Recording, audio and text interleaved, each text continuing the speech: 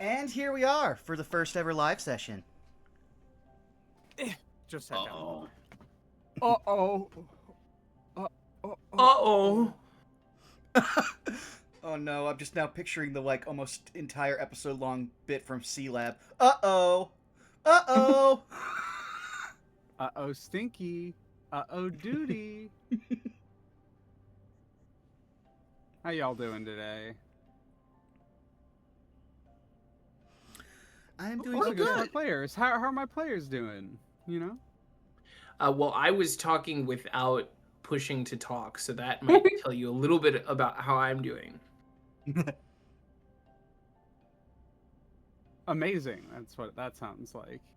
I am doing pretty good. I'm just usually stoopy. Aren't we all, babe? Aren't we all? I would also like to formally apologize for the art for all of you. That is my fault. Don't apologize. Your fault is a funny way of putting that. They're certainly pieces. I mean, hey, I'm happy with mine. Yeah. I'm glad. I am happy to be here.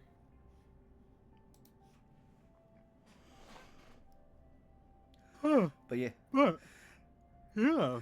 I suppose Vaughn, would you like me to do that side of the hosting, or do you want to? It's your channel, so I leave it up to you. I was about to say, yeah, why don't we start going around the horn? Whoever wants to go first, nominate yourself, because I must do theme song. My lovely Because Anne isn't here, nose goes. I'm gonna nominate myself to go first. I've been thinking about doing this anyway because I feel like it just makes everyone's life confidence. easier. Let's go. It makes everyone's life easier, and I feel like I have the such a like freaking mouthful to put out. God, that I had to kick my filter in really hard there. Okay, hi everybody. I am Clary. I am also Punky. You can find me at what? I thought we were doing the theme. I'm so sorry if I interrupted you. Are we doing the theme first, or are we doing introductions? No. Okay, so this is how it works on Vaughn's channel very often. Is that we all do the introductions and Vaughn mutes himself and does the theme because of how Vaughn has OBS set up. Okay. So I thought. Molly, we're sending you to the moon. Sorry. Okay. From the top, nobody heard that. Rewinding time.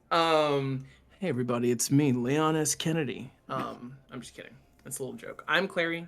I also go by Punky. You can find me at my Twitch channel, Punky_O_O. You can technically see me there, but you can't watch me yet. It's kind of like a zoo that hasn't been turned on. I have not debuted yet, but I will soon. Otherwise, you can find me here every other Sunday doing this. You can find me on Tixdixel's channel every other Saturday doing The Lost and the Found. And you might be able to find me some other places sometime soon. I'm also on Blue Sky at Punky PUN/KI. I say slash, but it's like a hyphen. It's the dash, the little dash thing on your keyboard. Other than that, yeah, I will be playing Spinner. I very frequently lie. I very infrequently tell the truth.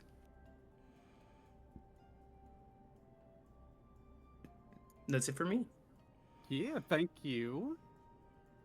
All right, who's next? Claire, you generally the MO is to pass it to someone. Oh, I should throw it to someone instead of just dropping it in the dirt and being like, pick that up. I'm gonna throw it at Molly. Hi. I'm Molly or Momo. I will be playing Ryder or Holly Azunago. I go by Retro Spectacles in most places. I play fighting games and I draw cute women. You can find me at Retro Spectacles on Blue Sky. And yeah, I'm here to have a good time and to do the henshin thing. Henshin. I'm throwing it at Skelly. You're throwing it at me? Wait! Oh. Hi. Next time. I'm Skelly Alpha. I do lots of crafty survival types like Minecraft or Vintage Story. and so forth. I do lots of art, do lots of tabletopping, including a Paper Mario themed D&D game every Thursday, and another one that might be springing up somewhere nearby in the near future. So I stream just about every day of the week, so you can follow me over on Twitch if you want any of that. And that's really it for me. I'll be playing Black Mirror, which we'll find out more about her soon. I believe, is that everybody? I believe so. I think that leaves Vaughn. No, we still got Leah. Oh, did we get? Oh, still got Leah. Still got Leah. Okay. I thought, for some reason I thought Leah went first. We can forget about me. That's fine. No. No, be perceived. Be perceived. Now be perceived. That's me hitting you with a little hammer. Hang on. No, I got you. Hang on. Where is it? Where is it? Yeah, here we go. Just there. Pass it over to Leah. Oh, sorry. I just woke up from a bout of unconsciousness. I don't know what hit me there.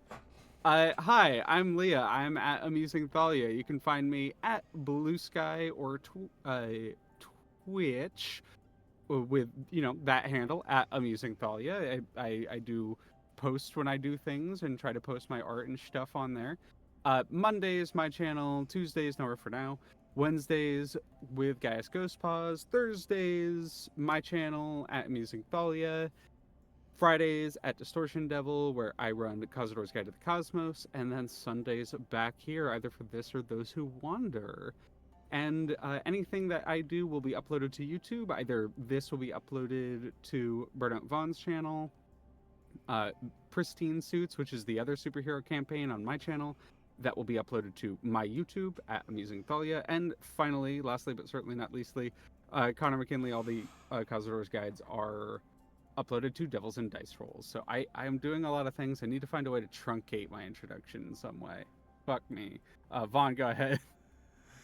Yeah, trust me, I've been doing this for almost like 7 years, and I haven't figured out how to truncate shit. But hi, you've already found me here at twitch.tv/BurnoutVaughn. You can find me on Blue Sky and YouTube at Burnout Vaughn, over on Patreon at Burnout's Bar. That's the only part I can do for verbatim, but yeah, hi. This coming week, we have hanging out over on Leah's channel tomorrow, then nothing for the rest of the week until hopefully we can get back into some more Baldur's Gate 3 with a student's guide to Baldur's Gate, where we take our Strixhaven characters and we play them in character playing through Baldur's Gate. So I'm sure nothing can go wrong if we can actually sit down for a session. A lot of technical difficulties. I wish I was a professional streamer and I knew what I was doing, but oh well. Then following that, we return to Those Who Wander for our first boss fight! How many of us will die? This is the Domains of Dread. This is terrifying. I know we're going to roll a bunch of 3s and 8s. I am going to be trying to die. We're just gonna roll a bunch of 3s and 8s. It's already been foretold. Don't put that evil back on us! It took like 30 minutes to get it off! So funny. But yeah, following that, on the next week, you can find me again at Leah's channel on Monday. Then on the following Saturday, you can find us going back through more of the Devil with Zako and Saris, followed by we come back around to the next session of this. So yeah, that's everything I do at the current. But with that out of the way, it's time for me to play our theme song so we can get in to the superhero game.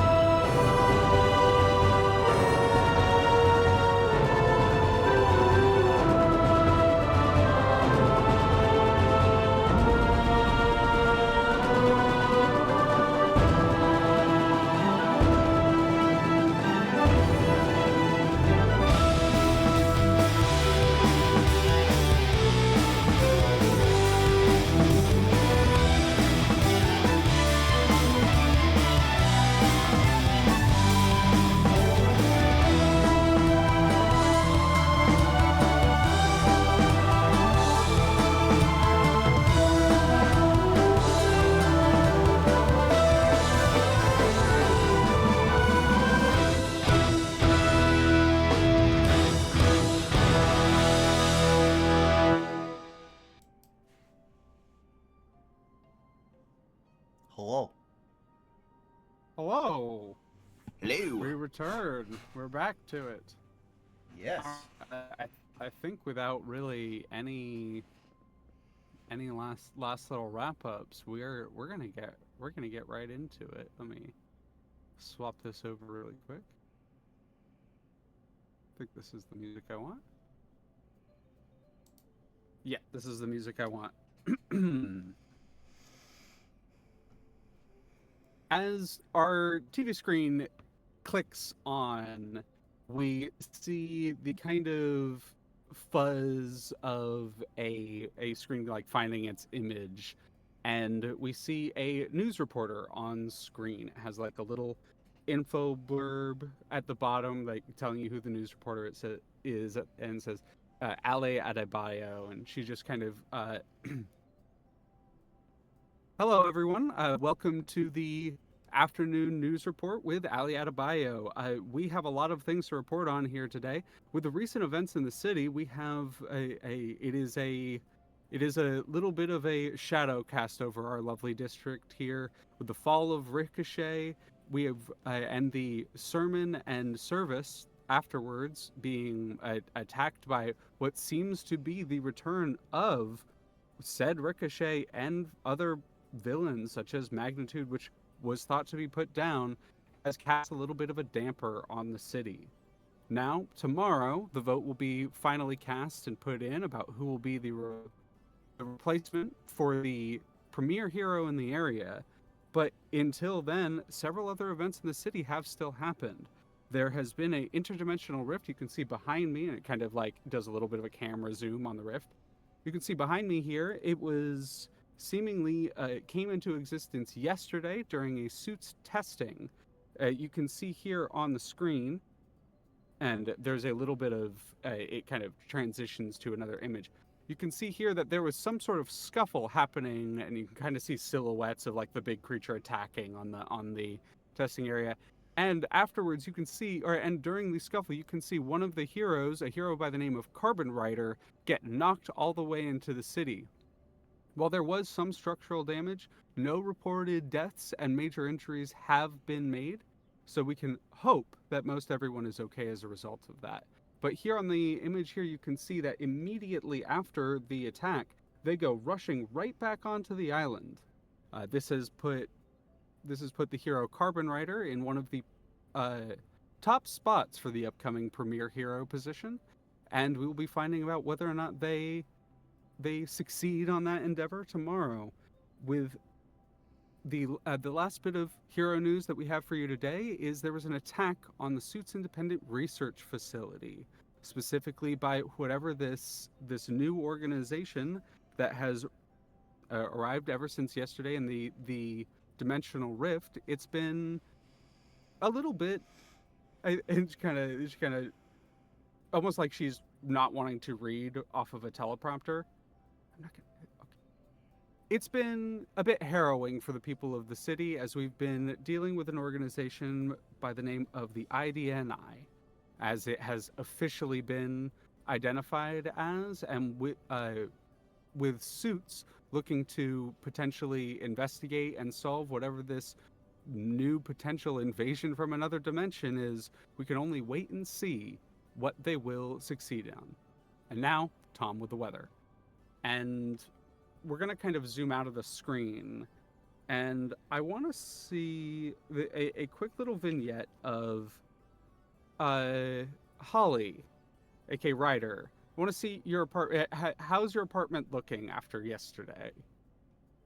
I mean, not great. I don't think it's there. How much of it is there? If I recall, I don't know if a lot of it is anymore. Yeah. I like the idea that like there's like one room, the room that you're in is kind of totally fine, and then like as we kind of zoom out and turn towards you, there's just like what would be a hallway that would lead to a different room, and it's just gone. It's just like a hole in the wall behind you. I think that Holly is kind of set up on just like the couch. Actually, brave enough, I don't think she has a couch. I think that's fair. I think that she's just kind of chilling on the floor, a cat directly by her side, just kind of watching the news very casually. Um, Weirdly, not very weirded out by the fact that there's a giant gaping hole in her apartment. Very, very collected and just kind of going about her daily routine for sure. Yeah, how do you feel about the report as it's been kind of passed around that Cartwright was the one who dealt with it? You actually saw the footage that's there in the little TV program that was going. Is it shows Carbon Rider getting knocked away during the fight, but then it shows you dashing back into it, but it's labeled as Carbon Rider. Um, there's like a little tinge of like not jealousy, but just like a desire to get information correct, I suppose, more than anything. Because we look very different. um, but more so just like comfort. Like we did what we needed to. We did our best. Um, so that's what matters for the most part. 1 second, I'm just gonna see if I can fix a quick issue for us audio-wise. Okay, hopefully that should work. Something that Discord will do, it'll set you on region automatic, which causes it to swap between regions. And if you set it on a stable region, it should fix it. So it should get now. You're still a little warbly, at least on my end. Huh. Yeah, it might just be Discord being Discord. It might just be Discord being Discord, picking a fight. I don't hear it on my end, so it might just be a little. Oh yeah, I see it right now. It's a little bit of a Discord hiccup. See if a different region might be slightly better. Okay, we're gonna test this one. See if that helps. Okay, Sounds good to me. Yeah. Apologies. Please let me know if there's an issue in the future. But yeah. So there's the. Yeah, you're having these emotions. What is your relationship with Carbon Rider? Do you know each other outside of being writers, like personally? Yeah, probably not as much anymore. I think the degree of separation of Holly kind of falling back into a more like typical like civilian life has definitely made them a little bit estranged. I don't think they've ever had a bad relationship, but considering that they were young when they had met, I think that they would be like rather familiar with one another, like going out to the bar after a save, like parties, hanging out, birthdays, etc. There's a knock at your door in that case. No, just a sec. And she'll just kind of casually wander up to the door and open it. Do you know Carbon Rider's like actual name? Do you have an idea of what physically they look like? Yeah, absolutely. Go ahead. Yeah. Describe this character. What they, as you see Carbon Rider in their street clothes, standing at the doorway. I think when I think of Carbon Rider, Carbon Rider is more of like a kind of like tan-skinned, kind of like shoulder length, like dark, nearly like black hair. He's got kind of like a little bit of like a punk aesthetic going on, like a leather jacket, but like very casual. Very obviously like doing something to his hair to make it look nice. And his name is Alejandro. All right, Alejandro.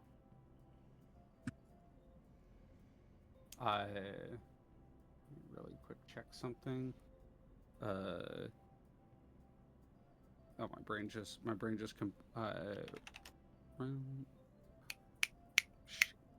that's it. Sorry, I had to remember a name really quickly. Mhm. Just aesthetic wise, are what kind of punk we talking? Are we talking like Ren from Nana sort of punk, Mhm. or are we talking like modern American punk? Definitely. I think you kind of nailed it with Ren from Nana. Yeah, Absolutely. yeah, okay, that's kind of what I was thinking. Hmm. So he's got like kind of leather jacket on, the shirt, the shoulder length hair, the dark skin. You see Hmm. Alejandro standing there, and they're actually holding a bottle of wine in one hand, and they look towards you. Time for a drink?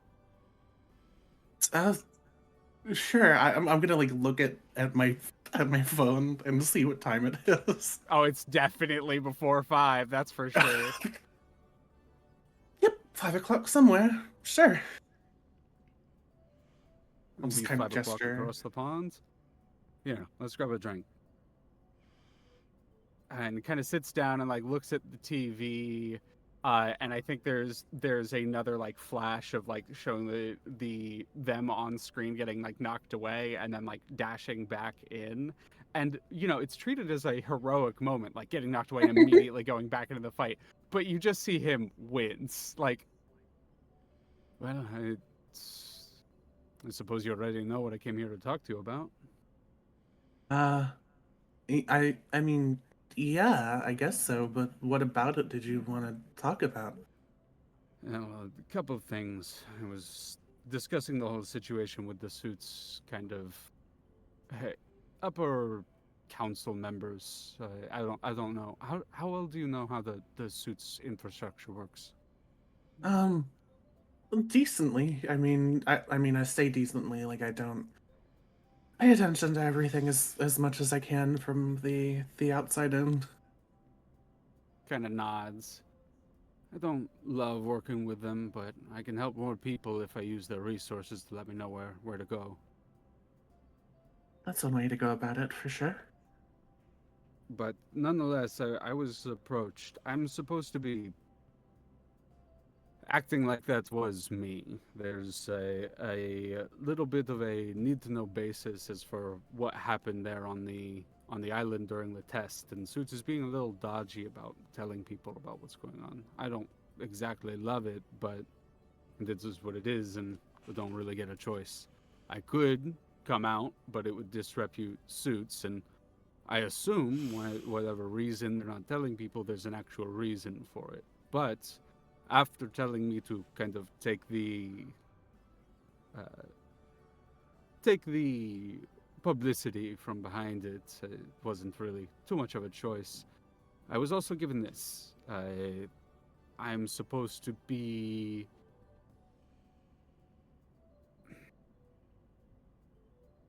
Holly, I just want to make sure that you know that I'm not trying to convince you to do this. I want you to do it of your own volition if you want to. But Uh, Suits is offering another contract with you. They want you. They want to bring you back in. uh, that's funny because technically I didn't leave.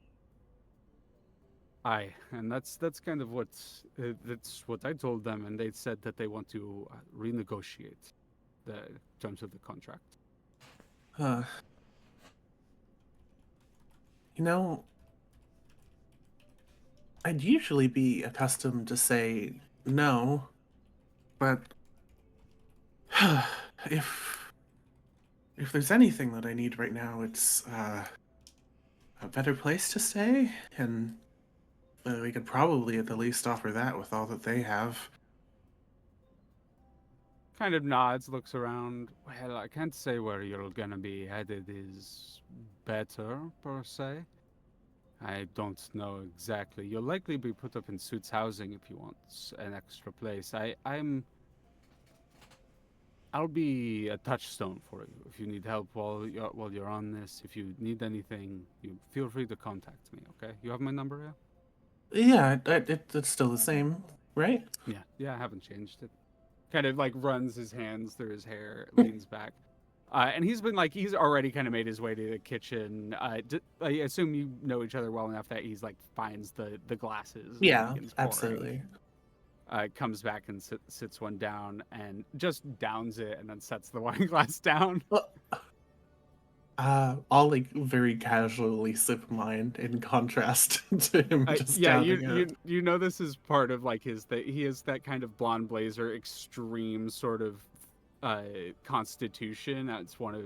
That's his sort of claim Mhm. to fame, and so just woo, instant down. Huh. I can barely taste that.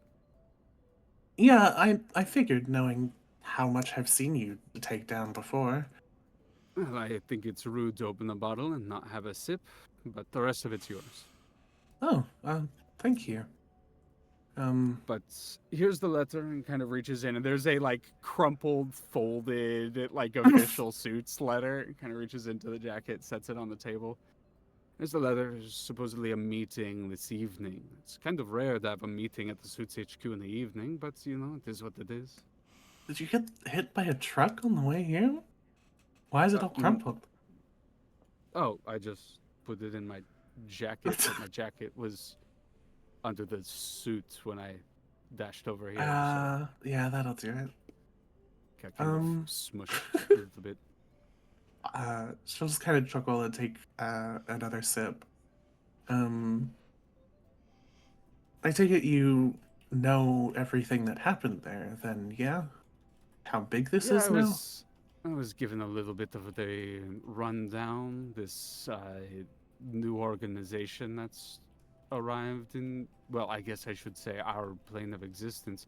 We knew that there were other dimensions and things like that. I think even one of the that was what was happening there at the testing arena, right? We were testing some heroes that have some more unique abilities. It's, Yeah, there's something. There's seems something, like a alright. whole shit show, I'll say that. No, I think they're pretty competent for the most part. I wouldn't put them down. Oh no, I don't mean to talk about them. I'm talking about the mess that's been caused as a result of whatever Oh, whatever sort yeah. of I experiment. would No. be careful around anyone because they could be amongst us. I mean, they had some kind of cloaking devices. Like I've seen stuff like that before, but I just don't assume you're safe or that you're not being watched. I kind of already do that with suits and everything going on, but we don't know anything about them. Well, from what I was told by this head of the research there, Daisy Palmer, I don't know if you met her, but from what I was told of her, they're seemingly after very specific groups of heroes. Heroes with specific abilities that alter or affects the world around them, dimensions, that kind of thing. Hmm. Well, I mean, being kind of in the shit is, I guess, the way to go about things right now. I'll admit I'm a little bit worried about how Suits handles things and how they'll handle this, so if getting in on them is as easy as them letting me in the front door, I mean, I guess I'll take it. Well, I don't quite know what they're planning, but it's very clearly something. They met with a handler I'm not familiar with. Transfer, I think. Hmm. So I think that's who you'll be meeting with, likely. That's who I had the conversation with. I see. Are you coming to the meeting, or is this just for new recruits? No. And that's kind of what I'm thinking of. That's what I'm curious about, is I was specifically told that I'm supposed to be taking the publicity for the events. In the same breath, I was told to deliver this letter to you. If I had to guess, they're related. But no, I'm not at this meeting. If you want to hover around the area, just in case. I know you're not the stealthy type. Or from Kind of it. nods. Yeah, yeah, I Um, could do that. but I don't know. Things are getting crazier as the days go by. We wouldn't mind having a friend in earshot, you know? Well, you always have a friend whenever I'm around, okay? You know that, right? Yeah, I know. Well, just because you got out of the mainstay suits business doesn't mean you're not a rider, and the riders got to stick together. Yeah, that's true more than ever. All right. Well, I don't mean to hold you up. I'm gonna go find a place to haunt around suits. Find a bar I haven't maybe drank at before nearby. There's a couple nice cafes that you might like, and I think she'll just kind of suggest a couple nearby. Mm-hmm. I'm not going to No Cape Ticino, but I'll try that small one in the residential district that you mentioned. Yeah, I think you'll like it. I appreciate it. And enjoy the wine. And it kind of does like a like little bit of a hesitation. I this is another question for y'all. Have y'all what is your level of like cuz y'all are very familiar, y'all are friendly. Have y'all ever been flirtatious with each other before? This is just for like my sake of my understanding Mm-hmm. of the dynamic. Mm-hmm. Um, I think that Alejandro is the kind of typical, like, very cool, putting on this very strong like front of like being collected and mysterious and so on. Uh, but I think he's a dork. Mhm. And I think that there's definitely something there, Yeah, but yeah. it's kind of more like I don't think it's necessarily entirely mutual, but I think that Holly finds it endearing, like more than anything. Yeah, so here's what so he kind of does a little bit of like a stutter, like he goes to turn and then he realizes he like wants to say goodbye, and then he like kind of stops and then he like while his hips are still facing towards the door, he turns so that the like torso towards you and he just puts a hand on your shoulder like well, I see you around. Yeah. See you around, Al. I does a kind of puts two fingers up to the forehead, does the salute and heads Mhm. out the door. Yeah, I'll do the salute back. And as you kind of as we do a little bit of a door close transition, so it's that door closing into a door opening. We're going to check in on Zeitgeist. Zeit, where are you heading to? Where are you heading from? What's this door transition look like from your end? I would say at this point, if it's the next day, Zeitgeist probably would have spent the night making sure Spinner was okay, since he's probably her only emergency contact. So once she was stable, he probably would have started headed out and gotten back on whatever superhero business that he left hang while he was first doing the suits like testing, and then just hanging around the hospital. Yeah, that makes sense. That makes sense. So the hospital specific Hoptol. Yeah, that's actually pretty near Foggy Bottom. That isn't where does this is a quick question for Spinner. Where does Spinner live? I imagine Spinner lives in some like undisclosed to any other like person really location in the wash. In the I think wash. Got it. yeah. I don't know if she like lives in like I forget how what's the word I'm looking for? Structured we determined like where people live in the wash is. But I kind of imagine she lived in like a Hell's Kitchen, like very friendly, like to the people that she knows community. And she like blends. She kind of just blends in as like another face there when she's not a hero. Yeah, so there's a couple places I think you can be. I'm just gonna put your name down here for the sake of like, you this is vaguely where you are, and we can kind of move it when we decide. We've decided a little bit that, and this is Vaughn's area like that he came up with, but Foggy Bottom is kind of Zeitgeist's haunt, and does have a little bit of that like Hell's Kitchen vibe. It's a reclamation site, so it is currently there's a lot of like construction and stuff there. Is there re rebuilding the place to accomplish like to accommodate new residential homes and that kind of thing.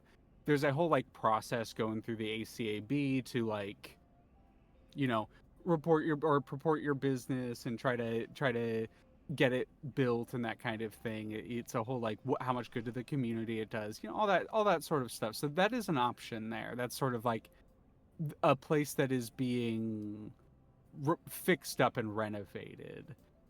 There's also you can also just kind of move yourself anywhere down here, and we can kind of say that that is a different area if you want to sort of flesh that out a little bit more. Yeah, honestly, I think so, especially since Sinner that's a very different superhero that I'm playing. Um Especially since Spinner hasn't been in the hero game for like a while. I think she kind of lived somewhere and I think she kind of has like a distaste for, organizations and agencies and bureaucracy and stuff like that in general. So I don't think she would live in the new reclamation site, but I think she would kind of hover around it. Hover And I around it, think, yeah. and I think she kind of hovered around it beforehand. I see her as fitting in really well with people who probably are like really like not super happy with the reclamation site and being like, yeah, they're just taking this and making it bureaucratic and it's just gonna like turn into all the old shit the way things were. I see her kind of like Mm-hmm. being amongst that crowd, and instead of fanning the flames, just like making sure they're taken care of since they do not have the like system to rely on, right? Yeah, there's definitely populations kind of spread out like smaller communities that sort of reject the Commonwealth. That they aren't necessarily part of the states or the holdout states or the militant zones in any way, but they're just kind of their own communities. And sometimes they'll work with the Commonwealth and that sort of thing. Commonwealth tends to leave them alone if they don't cause any problem.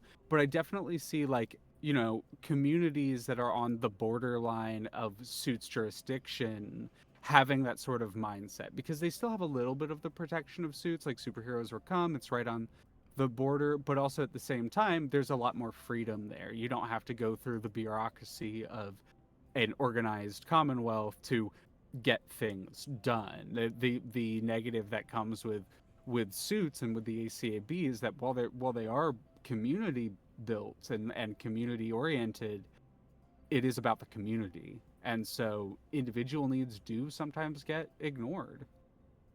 Yeah, yeah, And I think, yeah. I think knowing that, I think Spinner definitely kind of sticks on this like outer orbit of it. Because I also think she's not daft, right? She knows the benefits that come with it, and she knows that they are genuinely trying to do a good job. Like I think Mm-hmm. she doesn't feel strongly one way or the other, and she just prefers not having to work in the system, especially stuff that's like Mm-hmm. happened to her, considering stuff that's happened to her in the past.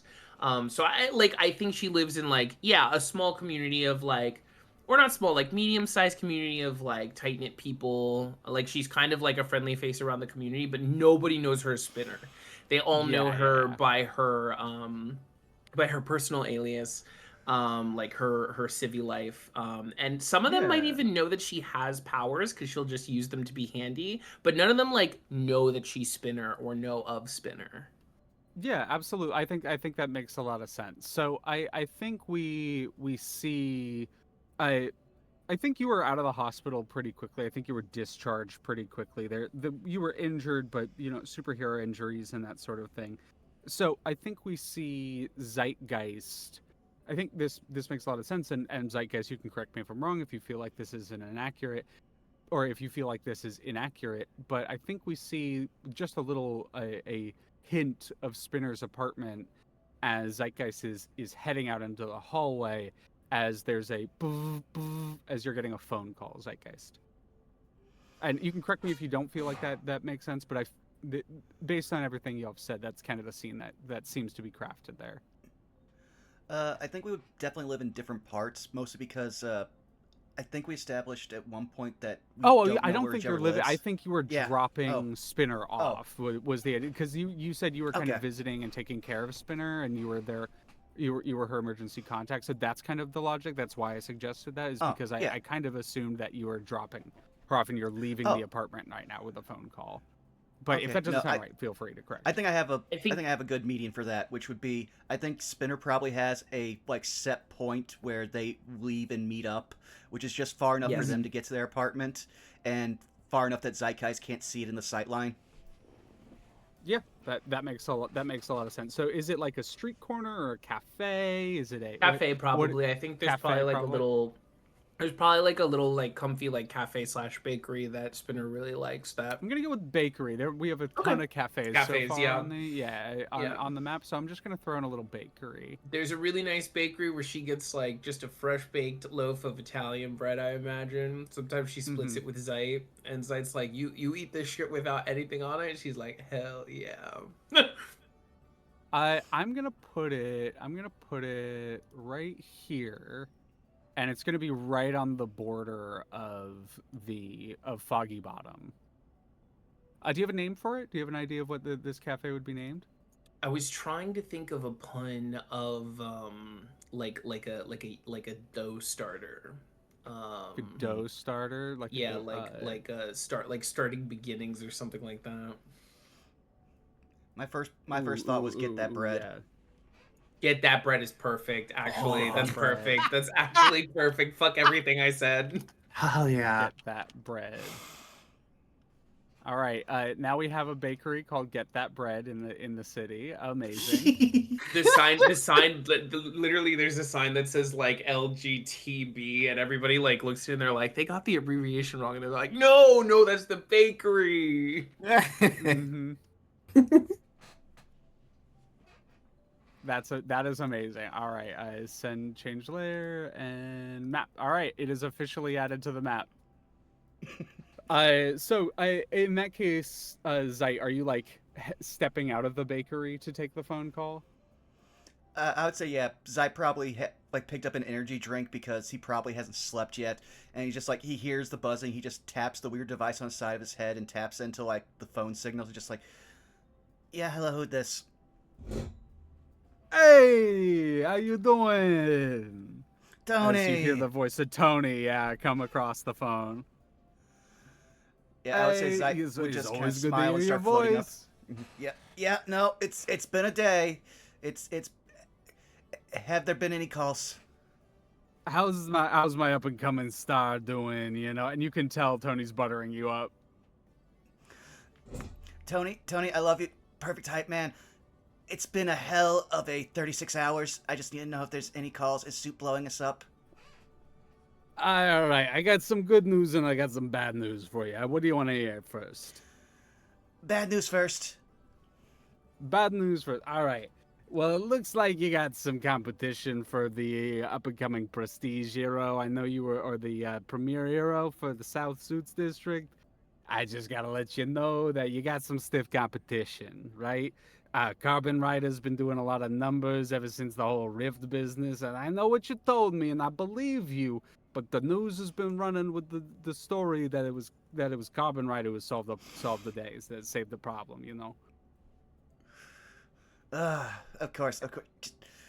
Listen, just have the intern that handles like putting up the clips on like the random sites like Reddit and stuff. Just have them like put up some more of the random phone footage. Eventually, they'll see it. I can put it up, but you know, the phone footage doesn't always get the same number of views and stuff. They had a news crew that had the cool footage of the rider that you said was there. You know, your rider, whatever their name is, that kind of ran across the water. They got that cool spray going. It's doing numbers. I'll just let you know. We got some more bad news on that same front. There was an attack. I don't know if you heard about it this morning. It was on the it was an attack at the Suits Independent Research Facility.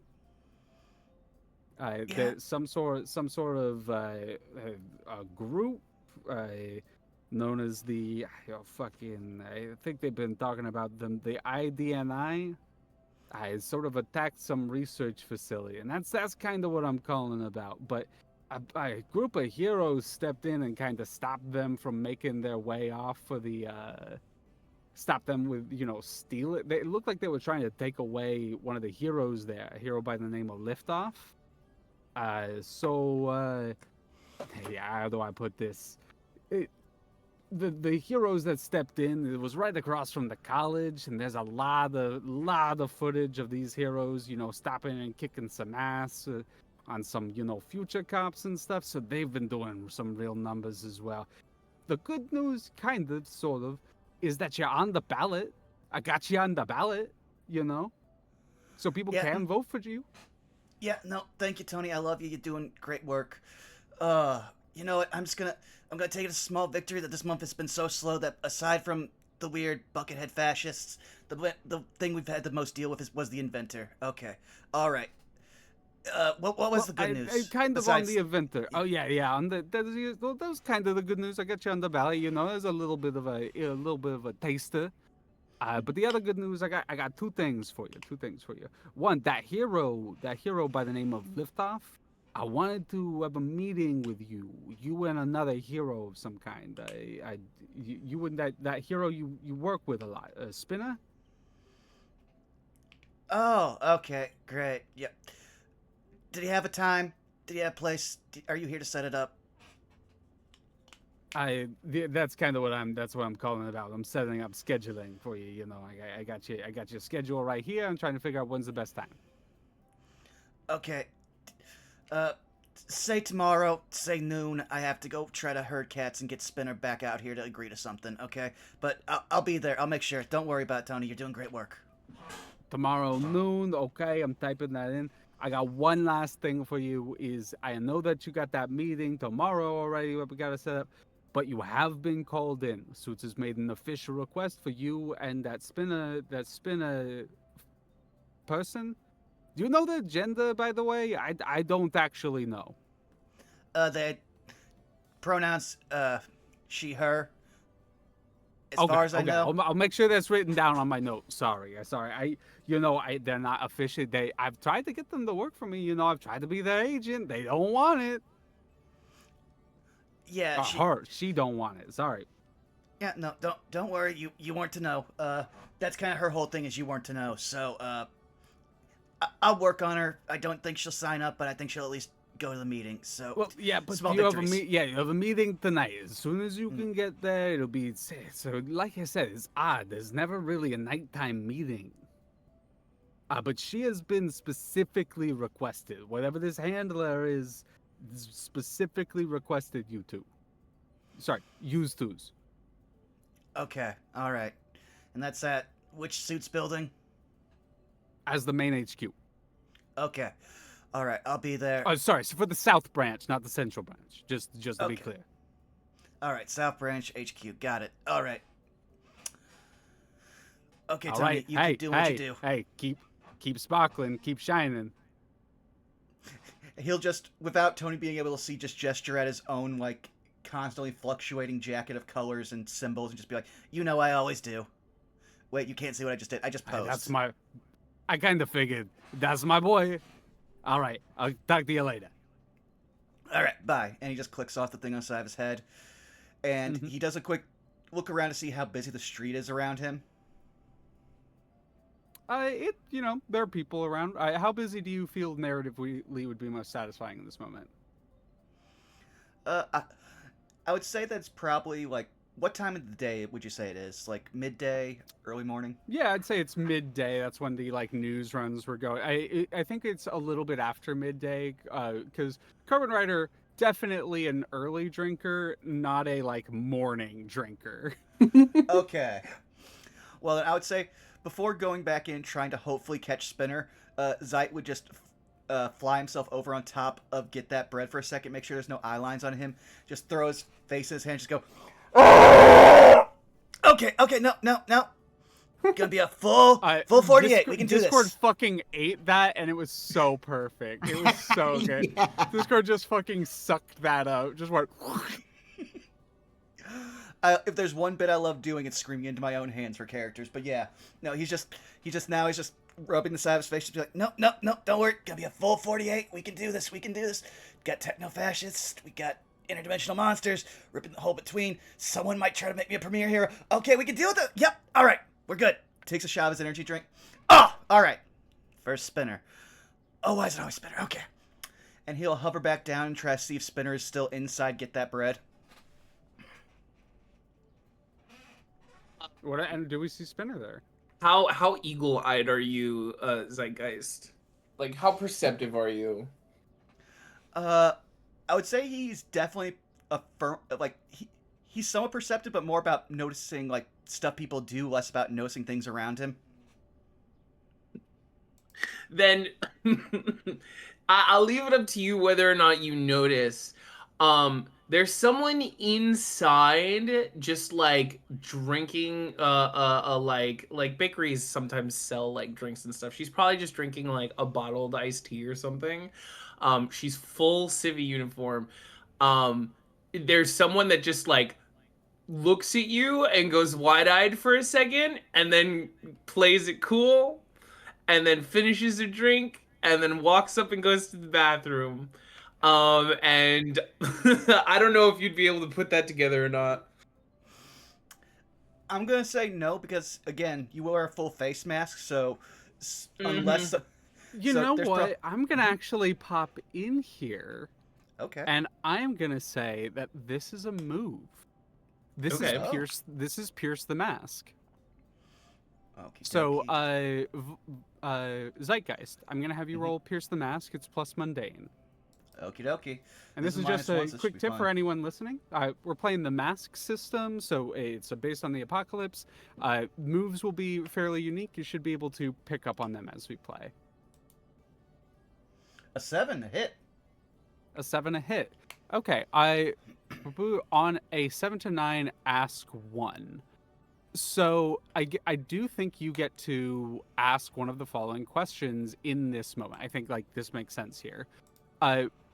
And I think, like, what are you really planning? What do you want me to do? What do you intend to do? What do you intend to do could make sense. How do I get your character to blank, and how could I gain influence over you? I think in this moment, the very clear answer is how can I gain influence over you? And it is Zeitgeist recognizing Spinner here. And you can make that decision about whether or not you actually do, but you did roll. If you choose not to recognize, though, you do get another question. I would say, he again, since he doesn't know what they look like, he wouldn't know to pick up on someone immediately going to the bathroom. So I would say he'd probably go for another question. Yeah, and this is just going to be kind of a general one. A little bit, but without realizing this is Spinner, you're still going to read Spinner a little bit here. So I would like you to, I ask a question about Spinner here, and we'll kind of like arbitrate how this works. It's a little bit different than how this move normally works, but I think it makes a lot of sense here. Okay. So do you have the basic move sheet up? Yeah, I do. Okay, cool. Always recommend people have that up when playing these games.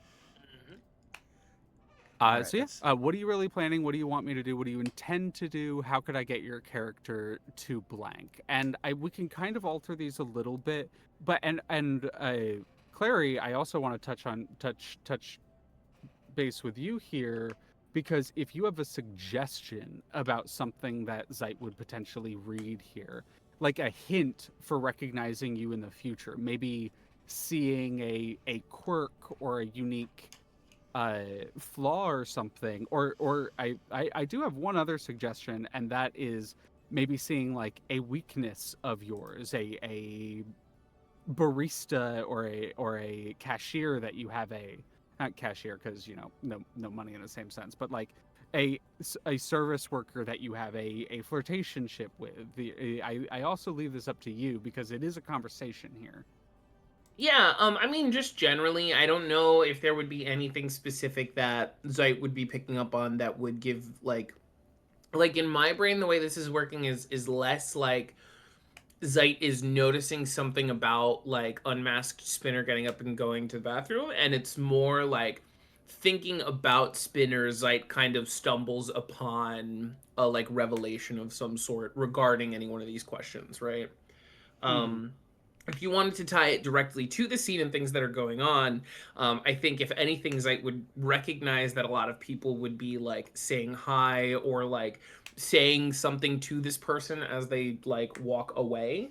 But given that Zeit doesn't flag them as significant, I'm not sure if that's something that he would Well, I mean, notice. but that's the thing, though, is Zeitgeist, like, Get That Bread is right on the edge of Foggy Bottom, so Zeitgeist is also relatively well known here. I think Zeitgeist, and you can tell me if you don't feel like this is a good kind of response to the question, or a good response to your role here. But I think what you would see here is a pillar of the community that you don't recognize. Someone who is well established, well comfortable, well known in the community, and is also someone you don't know.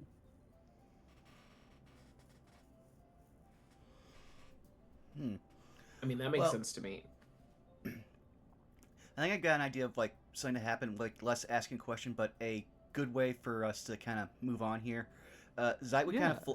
of float over to the counter since, fun fact, Zeit, like, Spinner would actually know this the most, unless he's sitting down or he is specifically asked to or interacting with someone important. Zeit never actually touches the ground. He's constantly in a state of like anti-gravity or floating. But he just floats on over to the thing, like to the service worker, who I assume is probably one that he recognizes, seeing how often we meet here. Uh, Mm-hmm. just be like, hey, Spinner Orson, right? I and this is a quick question to Claire. Did Spinner order something already here? Spinner did not order something; it was her alter ego that ordered something. Kind of furrows their brow. Spinner, that's the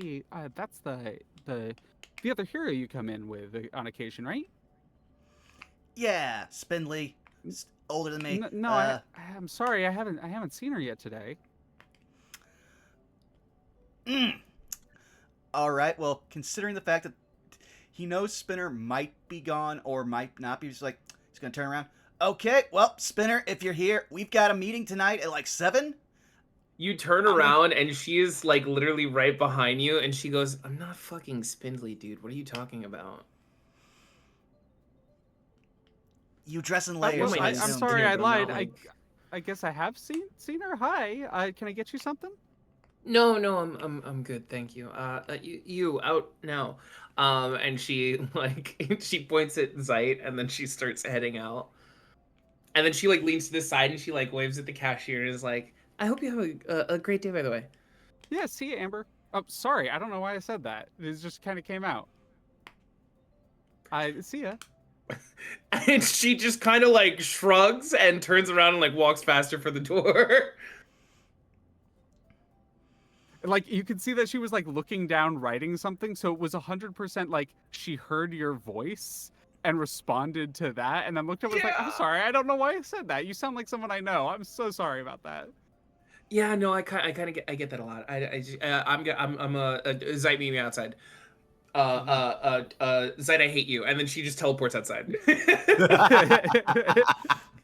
I would say the one thing Zeit picks up on I am immediately. going to have this, and I'm gonna have this Okay. barista come back. Do you want to name them, Clary?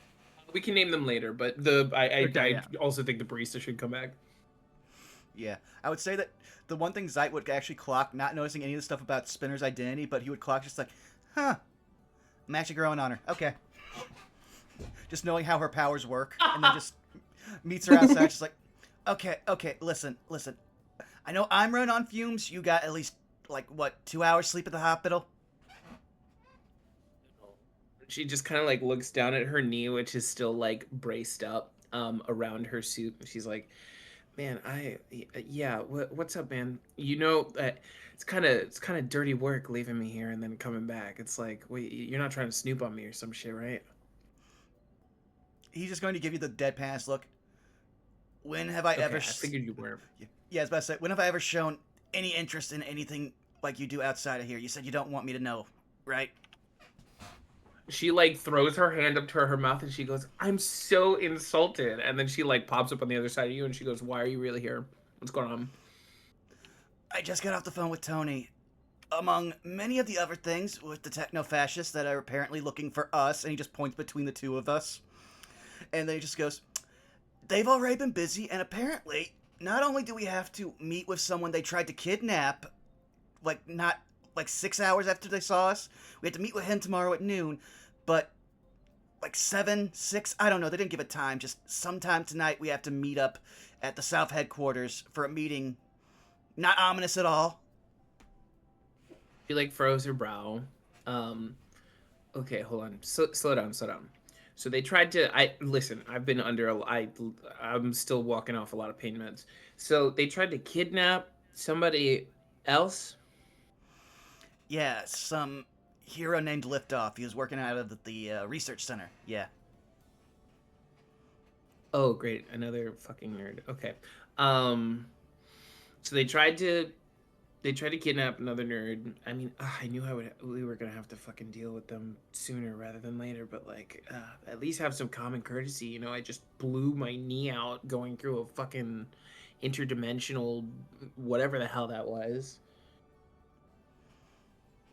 Yeah. Now, listen, we've only got maybe a couple hours. You go to your apartment, meet me here in, let's say, at 5 hours. Oh crap, I have to go back to my apartment now. Oh, yeah, 5 hours, just 5 hours. You just watch he destroys the energy drink he's currently drinking in one gulp with no gag reflex. She like Ugh. raised her brow goes from being like furrowed to like raised, and she's like, "Do you want to like?" Do you want to like take a nap and I can like come wake you up? Like, do you need help with something? I'm gonna be real with you, dude. Like 5 hours is not really a lot of time for me to do much of like anything significant. Well, I need to go That's the most. Just explain. really quickly, that is the most ADHD thing I've ever fucking heard in my life. Is 5 hours? I Mm-hmm. can't do anything with 5 hours. Well, the first Sorry. hour I have to choose a thing to commit to. The second hour I have to commit to the thing. The third hour I have to get distracted by a different thing before I do that thing. The fourth hour I maybe get a little bit of work done, and the fifth hour I get into the flow. But I Don't can't get into the fucking flow if I call have me to out like go. this. I was about to say you missed I'm the hour calling where you myself deal out with too. but so you missed the like 3 hours where you deal with executive dysfunction. True. All right. Do y'all want any more of the scene here? Do y'all want a little vignette of y'all going back to your apartments, or do y'all feel satisfied with how things have gone? I feel good with this. I figure they probably just part ways and meet back up at the bakery. Yeah. All right. That makes sense. So we are going to really quickly kind of see the two of them. One of them launches into the air, the other teleports away, and they return to their apartments. And the camera just pans up, looking out over the city as a whole. That stark line between the area of the city that's been reclaimed and renovated and fixed up, and the wash, the somewhat dilapidated and, while still loved in certain areas, it has almost a patchwork aesthetic to it, as different locations are run by small local communities and have different levels of repair and aesthetic to them. Very different from New Columbia, just north of it. And as the camera zooms back in, we zoom in towards either the Pentagonal Gallery or Black Mirror's room. Which would it be? We could probably start, I guess, in Black Mirror's living domicile. Alrighty. Do you want to describe it for us then, in that case? Certainly. The location is very prim and proper. It's probably like, it's not quite a penthouse suite, but it is upscale, like condominium style. Oh But it yeah. looks I like, mean, with the way that the residential areas are built, that people can very much live in the apartment with the aesthetic of their choice. That is how hyperdense, like, housing works. And so, yeah, you can absolutely have a sort of like larger corner apartment. The place would be of like it would be like nice, like fine wood flooring, probably like marble countertops and the like things that um you would be like, why does this look so expensive? And it isn't until you remember what Black Mirror's power set is that these things can be. Um, it is well furnished. There is a bedroom or two. There is a room entirely dedicated to art. Um, though, for the most part, the room has a little bit of a liminal feel to it because currently it's only occupied by a singular canvas. There's not a lot else in the room at the moment. Looks like there may have been things hanging on the wall at some point, but there are no longer. As far as the kitchen goes, very nice appliances and the like. There is a unusual number of magnets on the fridge, almost like she collects magnets or something. It's hard to tell. She would most likely be despite the fact that she wears a very prim and proper suit when out and about, she is probably wearing the largest, baggiest shirt right now that you can think of that looks very comfortable on it, like a Saturday morning, and is currently like probably just watching the television, most likely the reports that were coming in from the day before's affairs. Yeah, you're seeing the same report we saw with Holly. It's a recast of Ali Adebayo giving the sort of suits update, the superhero update. Kind of goes through the same things. You hear and learn the same information. They go through the recent attack at the Suits Independent Research Facility by the IDNI. It talks about the upcoming Premier Hero vote that'll be happening tomorrow at the ACAB, or sorry, not the ACAB, at the Community Events Center. Talks about the attack and the dimensional rift at the suit's testing area, and it talks about how Carbon Rider was the one to step in and save the day. Yeah, she would be like sipping maybe like a cup of coffee or something, watching it, kind of like silently nodding a little bit with it. Almost like she's like analyzing it maybe for something a little further, trying to understand what exactly Roll happened. me and assess the situation. Okay. This is plus superior. Alrighty. Full hit. Full hit. You get to ask me 2 questions from the assess the situation list. If you'd like, I can read them out for you, or you can just ask. If you would remind me. Yeah, and I always recommend having the basic moves sheet opened up so that you can read them, because these are the things that you can kind of do at any given time if you want to like lean an action towards them. But the assess the situation questions are as follows. What here, and by here I mean like the information you're getting from the television and from the news reports.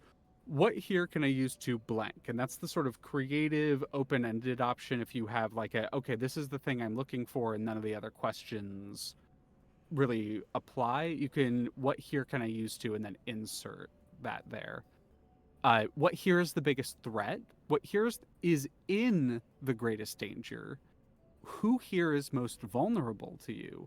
And how can you best end this quickly?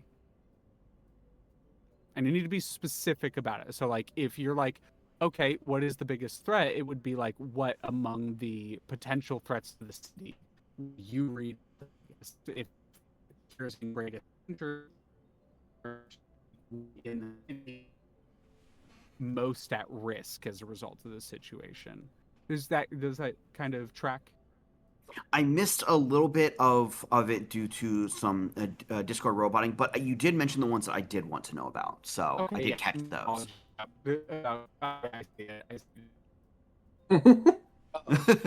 Oh no. Oh no, the static! No. This is what happened when we were the group that decided to open a rift in the dimension. TM was being taken away to the rev. Fuck you, Discord. We're trying to fix it. There we go. So some of the information that what Shannon would want to know is, what exactly would link these two things together? She's like analyzing the portals opening, right? Okay, Because yeah. the portals, they both came through portals, right? Like she's like probably making like double checking and seeing like, are these portals similar? Like, do they share the same Yeah, coloration, so a same the effect? question is, what here can I use to blank? Mhm. And so, because that's the creative answer. So it would be like, what here can I use to connect the dots?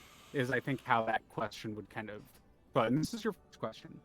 Yes. You can tell due to the fact that they came immediately after, and similar colorations in the portals, that the dimensional rift was likely torn above the Potomac as a result of whatever test was happening with those two heroes, Zeitgeist and Spinner. That whatever their powers are, their technology is, it somehow interacted in a way to cause a dimensional rift. Pretty much immediately after, not like exactly, but very shortly, the ID&I showed up.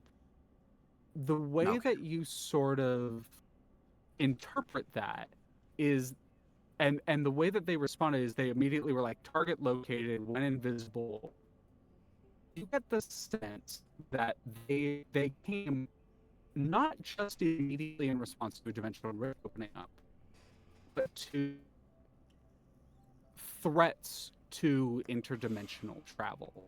You get the sense that they are here to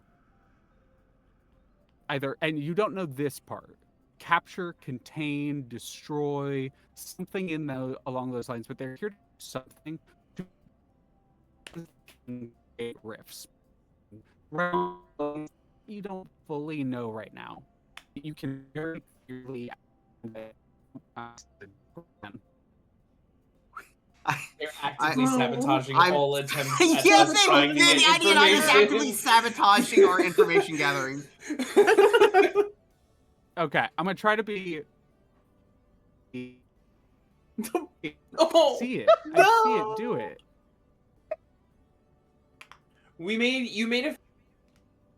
you made a faction of villains so like evil and like hateable and potent that they are piercing the veil to prevent us.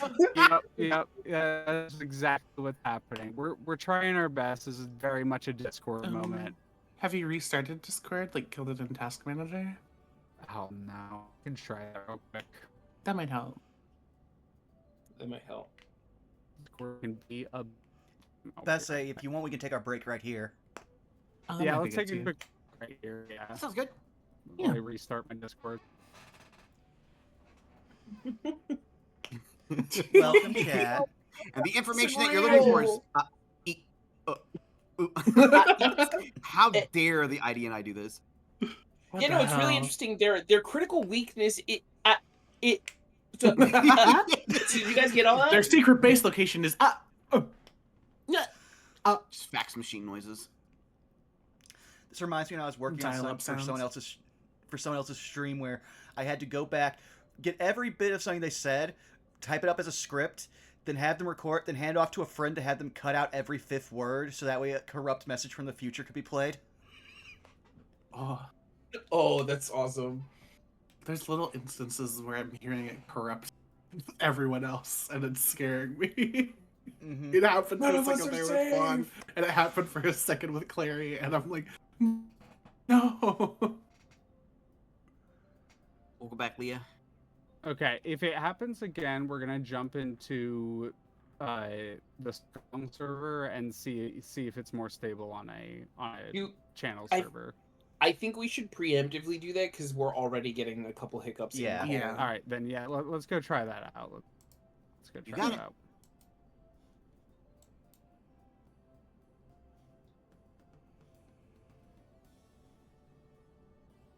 Hopefully, Fingers crossed. It still did it to me a little bit last week on the server, so we'll see. I know servers do get a little more bandwidth, thankfully, than private calls, so they could literally be that case. I think that might be it too. Also, I will be Yeah. right back. I'm gonna go stretch my legs and take my break. Be right back as well.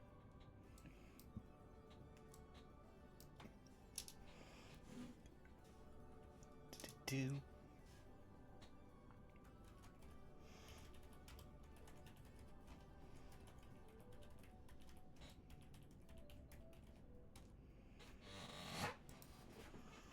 But yeah, chat. Glad you guys are sticking around, enjoying the show.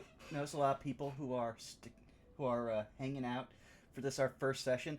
If sounds like you might have missed some things, there was a session 0 that we recorded off stream that's over on the YouTube right now. If you want to check that out, putting it together in a handy playlist like once this episode goes live.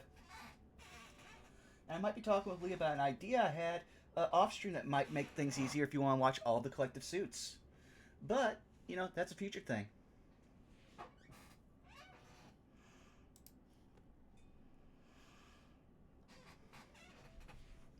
But yeah, I want to thank you, Bubba, also for showing up and handling all the mod duties. I'm still settling into the new flow of, oh, now every Sunday I have is spoken for. It hasn't been like this since I first started.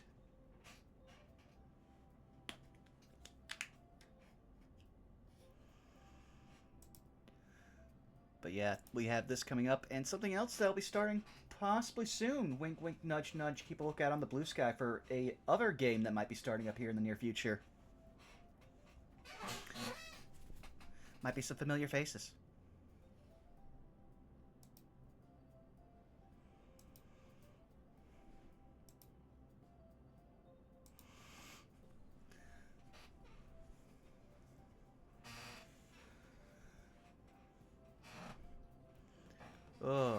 But yeah, no, I'm happy that we contributed something as unique as Get That Bread.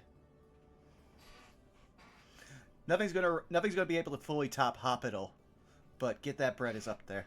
I'm proud of that. Hospital Okay, is I really died. good.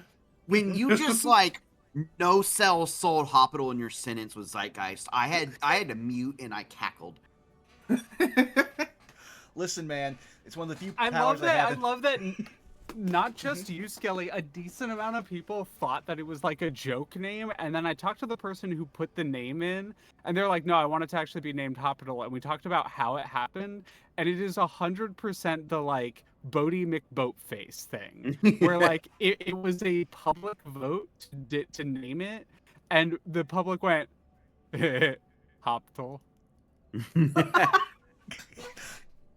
Oh no, I love the energy because it reminds me of something that's now technically possibly lost media, but it reminds me of the episode of Pepper Ann where someone wrote in for the class president, Mark Hamill, and then at the end of the episode, Mark Hamill runs in, shows up, and like, "I want to thank everyone for voting for me," and becomes the class president for the remainder of the series. That's amazing. I love Mark Hamill. Oh yeah, All so right. much of my. Oh yeah, go ahead. Go ahead. Sorry, I was just gonna check if Skelly's here. Yeah. I sure is. Ye. Then I am going to take it away with Skelly while we wait for the others. No Okey-dokey. pressure there, but so that we can hop right back into it. Alright. Sounds Unless good. there's more that y'all want to say during the break. I'm good. Y'all are all cool. Got him. All right, I'm ready to go. Fucking wrecked. To answer the question, to connect, and I'll try to be as succinct as possible. You do believe that they are intrinsically connected. There's a dimensional rift that opened up during the testing around around Spinner and Zeitgeist. Spinner and Zeitgeist don't really have. You haven't seen a ton of portal technology in the same way, but based on your interaction with them, based on the circumstance in which it happened, it's already happening. I see it. It's not nearly as bad. Yeah, based on the circumstance that's happening, you are able to ascertain that. That was a me pause. That they came in response to it. That the IDNI arrived afterwards and very, very specifically, reactively towards the event that happened. So I do think to answer your question is what here can I use to connect them? is based on, I think, your color theory that you're able to kind of put together based on certain behaviors that they gave, that you get a sense that they are here to, and this is the part where you're not quite sure, is they're here to detain, destroy, take away, isolate, or in some way take control over dimensional travel of a kind. Okay. What comes to her mind is as this information kind of like starts connecting the dots is that maybe they had something to keep an eye out for certain dimensional blips or something that could create such things, and we're literally just watching and waiting, because if they're after either the individual known as Zeitgeist or someone capable of doing this, they're just watching for them to activate their powers, and they're able to lock in on a location or something similar. Yeah, you definitely think that you're on the right track there. Because, and based on what you saw and based on what you know, what you heard in the report from prior to the dimensional rift opening up, is that and I guess both from other dimensions to an extent, either other timelines or other dimensions in total. And I'm sorry, I'm so distracted by the fucking Discord. I see it literally jumping. It's okay. Yeah, Discord Yeah. sabotages sometimes. Yeah, Discord does sabotage sometimes. I just wish it was more stable. I don't know how to make it more. Is someone running the microwave? You got the oven on? Somebody using the toaster? I mean, kind of technically, but also that shouldn't be doing it. All right, you're gonna try this one more time. Change server again. Okay. Okay. You definitely think you're on the right track regarding them almost tracking Zeitgeist and Spinner. That they came from other realms, and it was only when their abilities opened up another dimensional rift, something where something else came out of, that the ID and I showed up. It's almost like they were. It's almost like entrapment, right? Like they were waiting for a mistake to show up here. Yeah. Because Definitely, it's in that vein. yeah, because if they rely on their powers, it's only a matter of time before they have to use them. And you get a right. second question. Here's the biggest threat, greatest. What is in the greatest danger? What is most vulnerable? Now that the situation isn't so tense, it would probably be what is the greatest threat. She would probably use some kind of. I would assume maybe she has the ability to like pause the news recording or something like that and get a good look at the individuals and see what they have on them and who is the greatest threat out of them. Yeah, so it's actually a different news report. It's not the news report from the dimensional rift opening up. It's a news report from and it has video footage from the attack on the independent research facility, where it shows essentially a hole being blown out of the wall, a whole ass unit of these, and they're like dressed in ostensibly riot gear. They have helmets on, they have batons, etc., and they like bust in through this wall and attempting to take. You see two heroes in there, and the hero who's in there, one of them teleports Liftoff out.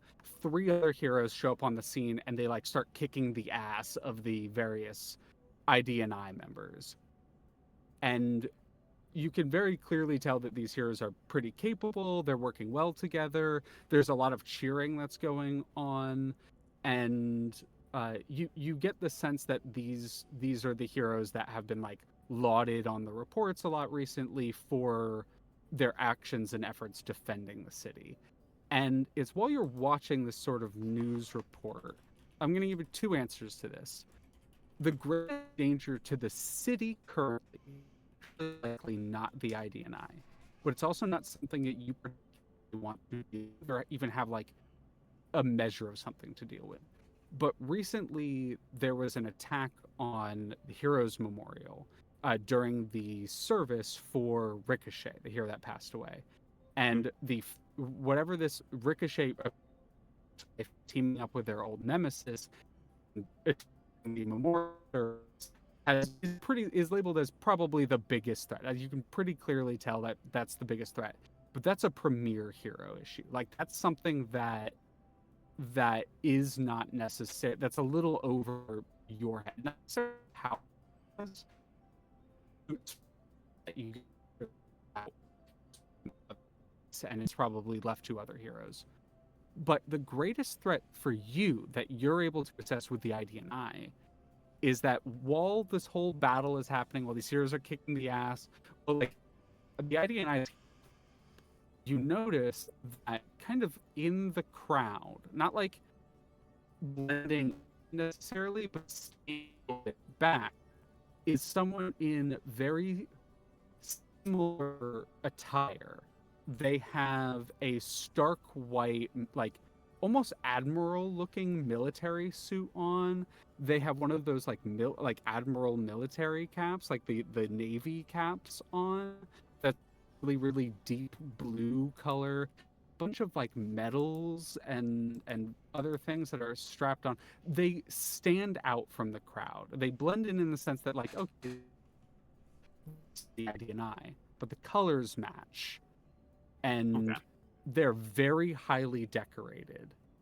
And as the scene starts wrapping up, as the IDNI is like getting their ass handed to them, they almost seem to nod, pull out a piece of paper, write something, like pull out a notebook, write something down, slip it into their jacket, and disappear into the crowd, like walk away.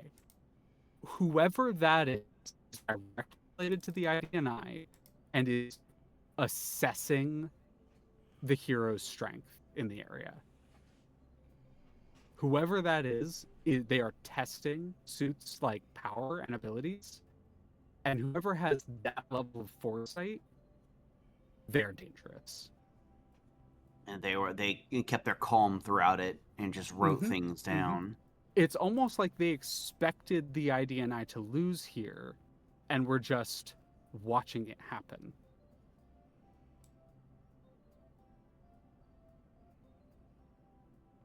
She would probably like try to set the cup down like on the table and take a good hard look at that individual for a while. You get it kind of it's like you pause the TV right as they're kind of turning to disappear into the crowd, and it's like that sort of fuzziness of like this not great picture. You get kind of a hard line, a kind of deep inset cheek scar. Like it's not like over the eye or over the bridge of the nose. It's just like almost like a half circle cheek scar dug very deep into their right cheek, and a very stony expression on their face. She will commit that to memory because she has a pretty good inclination that because she was one of the people, even though she wasn't like meant to be on staff for preventing damage and whatever might happen, she was involved and will probably be asked in for questioning. So she makes sure to commit like this information to memory for telling Suits HQ later about this. Yeah, you're like taking notes and everything. What is the main method of communicating with you? Do you have like a pager? Do you have like a...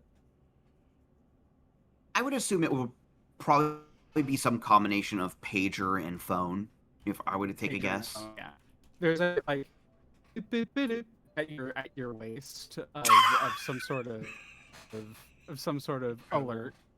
The Kim Possible alert. Okay, let's go. Yeah, she would take a look at it. You take a quick look at it. Two messages. One of them wouldn't have really made a noise, as it was just like an email or something like that sent to you, and it is alerting about the same meeting this evening at Suits. You have a good relationship with Suits. You're well received. Absolutely, the like You are the person that they would trust the most with just sending an email, and you'll likely show up. Okay, yeah. She would make sure to note the alert as well as most likely check the email on the And that's phone like as well. you're like, okay, yeah, got the email, okay, you set that time, set that meeting for the evening. And then you see the other message, and it's actually a voice. And that's the thing that made the like did sound. Okay. She would. Message, I assume. Yeah, absolutely. Who is your curator at the Pentagonal Gallery when you're not there? Either like assistant curator or curator as you're the like artist behind it, and you can kind of as you're the you can kind of tell me it's your gallery. Yeah. It would probably be. Let me think, because I like to think of maybe the Pentagonal Gallery like kind of has curators that hand down the line from artists to retired artists. So perhaps like Black Mirror's curator might be like a retired artist that still likes to show off artistry and the like. Maybe even someone that Black Mirror learned from when she was younger. Would be like an immediate guess. Do you have a name for them? Off the top of my head, I might have to get back to you on that. No, yeah, I can brainstorming. also just do that. The reason why I ask is just, do you have a name for them? But I can always like I have a whole list of just random names that I can just steal from Okay. at any Yeah, time. I'm fine. So I with... usually like to I will usually ask, but at any time if you say no, then we can just move on. You can just give me like if you have a tag for them, like a vibe for them or something like that. And you've already kind of done that, so I can Okay. Yeah, I'm down for a name if you got a suggestion. yeah, her name's Shannon. SHANNON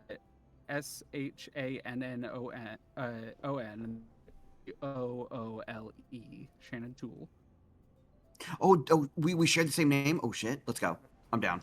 Mm. I love that. I love that kind of thing personally. You can tell me if you don't want to share a name. I personally like it's a thing that happens in life. I'm fine with that. Yeah, I'm down for that. Yeah. So the other Shannon gives you a call, and I like the idea that you two maybe got close when she was teaching you because it was like, oh hey, same name. That sort of energy. But she calls you. You probably knew her primarily as like Miss Toole or Miss. I won't say Miss Toole. But you get the messages. Oh, hey there, hon. We just got a delivery here down at the gallery. It's for you. I figured you might want to come down and take a look at it. For me. Yes, it's a donation of some kind. She has like this like odd expression on her face. Obviously, you can't see it through the phone, but she's like, "Oh, sure. Give me like 20 to 30 minutes, and I'll be right down."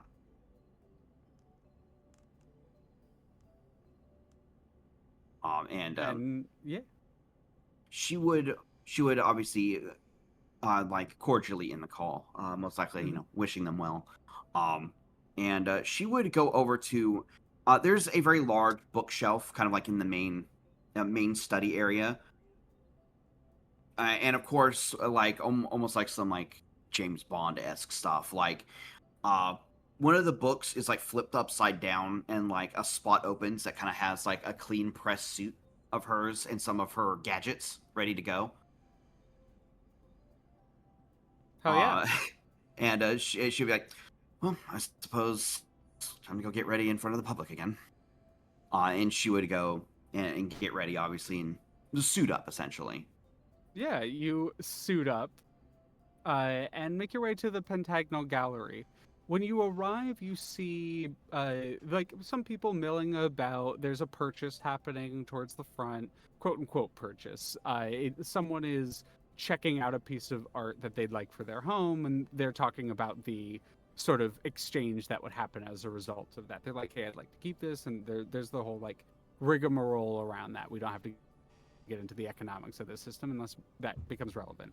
But you make your way in, and there's a few people milling about, and there is Shannon towards the back, the other Shannon, Miss Toole, towards the back is speaking with a rather proper looking individual. They are in a sort of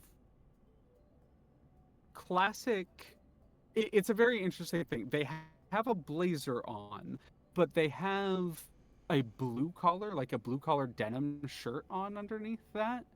And they have dark gray, almost black jeans that could pass off for slacks from a distance.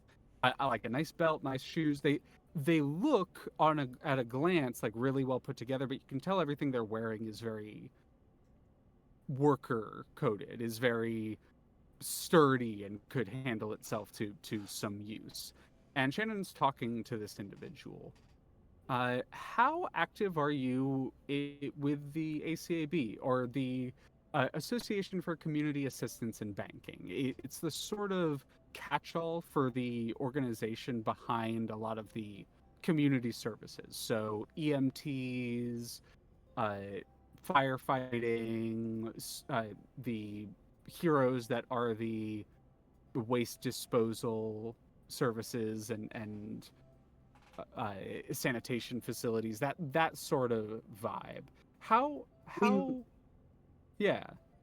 I would say outside of like doing our job, obviously teaching like people art, and probably I wouldn't be surprised. I only just noticed while we were having this conversation. There's the new Columbia Public School right nearby. She may also help do some art classes there as well, from time to time. Yeah. And the ACAB definitely like organizes that sort of community assistance and support, that kind of thing. So you probably know this individual relatively well. His name is Robert Bobbert II, and he is the current council chair for the ACAB. And Okay. there are a few what looks like paintings and a sculpture that have been wrapped in brown paper kind of at their feet, and they're talking to Shannon. But Miss Toole kind of sees you and waves you over. She will walk over, prim and proper, kind of like straighten her suit jacket out a little bit, and look between them. It's like, Miss Toole, Mr. Robert, if I recall correctly. Miss Robert's my first name, but you can call me Robert. That's fine. Bobbert is the last name, and I did not choose it. She would give a small shrug. Miss Rose, correct? Yes, sir. Good to see you again. I have a few items here that I think deserve to return under your care, I believe. Gestures at the brown wrapped paintings and the sculpture. She would go to analyze them. Yeah, you kind of take them off, and he would kind of assist. And I would like, and I think this makes the most sense to you, and you can kind of describe which pieces they are, but I would like you to tell us which pieces that the fallen hero Ricochet kept in their apartment, as they were established to be a fan of Black Mirror. Probably one of the first 3D sculptures, most likely, like the proper, most likely made out of a marble or some other fancy material that would be unusually costly, but thanks to Black Mirror beginning to slowly flex her abilities, probably at that stage when she started to become famous, would be obviously easy to just create out of nothingness. It would probably be a not quite perfect form of your typical superhero, almost like a geometric superhero, like kind of like standing tall and proud, with a kind of like cape coming off them. But of course, like if you're doing like a rock sculpture, obviously the cape has to be like mostly heavily attached to the rest of it, or it's gonna just crumble and break easily. But almost like a very geometric sculpture when Black Mirror was attempting to start to convert her powers into melding with the art as well. Some of her early works, most likely, would be present in there, probably including a signed copy of what would most likely be an image, probably of I would say of Suits HQ when before some of its renovations. Maybe trying to Yeah, mimic the yeah. style of taking a picture in the 30s. Oh, that's very cool. That's very cool. And as you kind of uncover them, Robert stands back up, and I, uh, I don't really. It's kind of hard to look at these. I don't think that I would benefit from keeping them in my home, and so I figured that they would be best in your hands. Go somewhere else where they'll be more appreciated. She kind of stares at them. There's I wouldn't quite call it an icy glare at the art, maybe more of an intense glare at the art. Um, Maybe a slight purse of the lips as she looks at them, and she says, after a time, kind of like breaking away from it, says, "I think we can make a nice spot in here and dedicate it to Ricochet and put these pieces around as pieces that they owned." Miss Rhodes, may I be a bit frank with you? Yes. I know that you work with Suits, and I know that you do good work as a hero working with them. But if I were to be honest with you, I believe your work as an artist and your work within the public school and your work inspiring other people does a lot more good than anything you could be doing hurting people with hero work. I appreciate the sentiment. It's with having these odd powers, I'll say it's sometimes hard to appreciate the imperfections that makes art special. But Kind of nods. I hope to help continue teaching those to practice art as well. Maybe we want people that don't have that burden.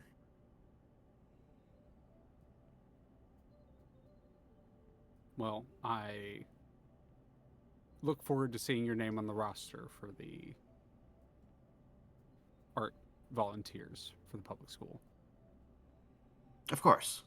I think there's a new batch of young folks that wish to learn art. I'll be helping them in the near future. Well, maybe I'll take a stop by. It's good to see you again. And Miss Tool. And she kind of nods at him as well. I have some business to get back to. I have a lot of work to do before tomorrow night. I'll see you around. And walks towards the door. He's always a bit depressing, isn't he? Shannon turns to you. People express themselves in different ways, I suppose. But I can't imagine I'm glad they it's show like around. losing a son. That's certainly. hard. Well, I'll get these I pieces believe- put up. How are you doing, seeing some older pieces like this?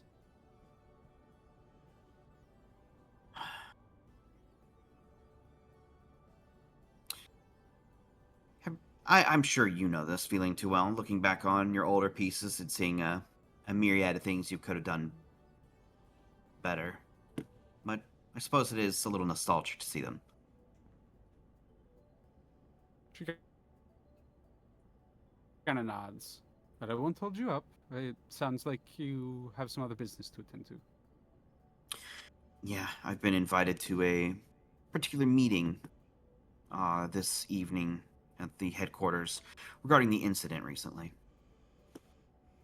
Oh yes, you were telling me about that. And what would you have told them? Would you told them that you were working at the testing? Like, how much would you have told Miss Toole? I would have probably been honest, probably not telling her what all was going on there, but she was brought on to memorialize the occasion, and things went pear-shaped. It's probably about all she would have said, and the news would probably click the other pieces together. She's a like older middle-aged woman. She's got dark skin, black hair with shocks of white through it that she keeps in kind of a loose fro. She has a bandana that that pushes back the hair out of her eyes, and she kind of twirls a little bit of her hair before realizing what she's doing and grabbing a brush and starting to brush it out. There is I heard you got to meet Carbon Rider.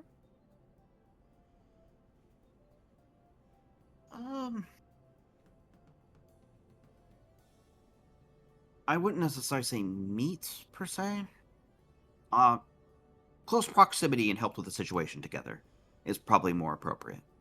Are they as muscular in person as they look on TV?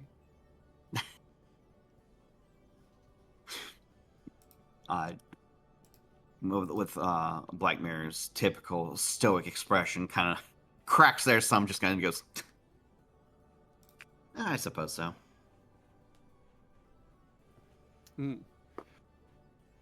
What I would do to ride that one. She... Hey, yo. Hey, yo. Yo, that was so. Hey, yo. I felt like the face I made was as if like someone turned a wind turbine on in front of my face. I was like, whoa. Y'all, I mean, I'm sure y'all have met art teachers before. This is how they be like. That's true. It's true. Yeah. It's true. Yep. I guess I wasn't ready to be reminded. Like, Shannon will say, we are in a bit of a public space, although we could catch a drink later and you can share with me your thoughts. Oh, I can tell you all about how I'd swallow that pill.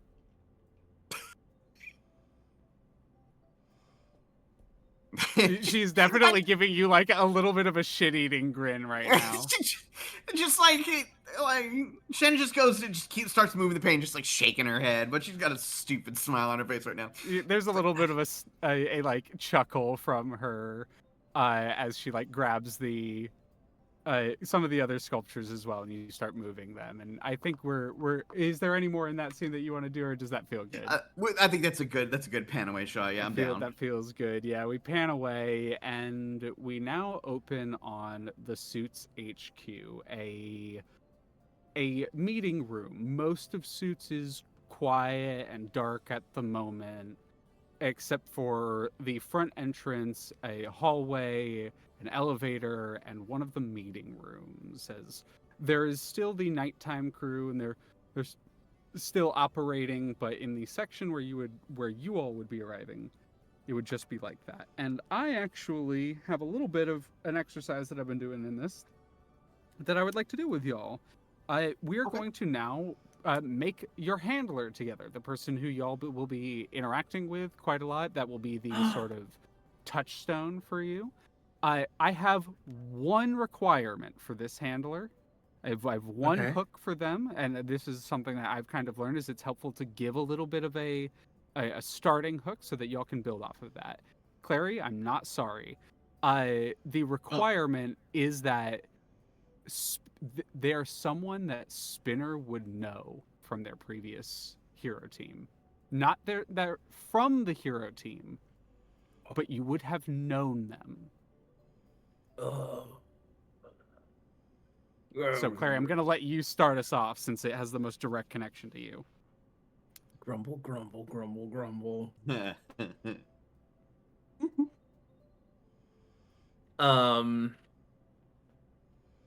Well, if that's the case, then I definitely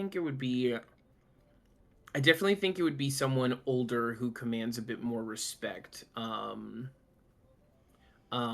just because it would take someone like that to kind of for Spinner to like listen to them. Yeah. I think it'd be like imagine Dispatch if Chase was the one in the seat that we were playing as instead of what's Got his it. face. Robert. Yes. That's the first thing I'm throwing in there is like old, All right. like a Older. kind of like older, like wiser, more, yeah. All right. I'm gonna go down the Discord call Momo. An older, wiser, previously attached person that you know is what we're going for so far. Yeah, they're older. They're a little bit more kind of stern, respected, potentially wiser. Hmm. The two parts are that are sticking out to me, are like height and gender. Mm-hmm. Of like what kind of vibe they would give off. And Yeah.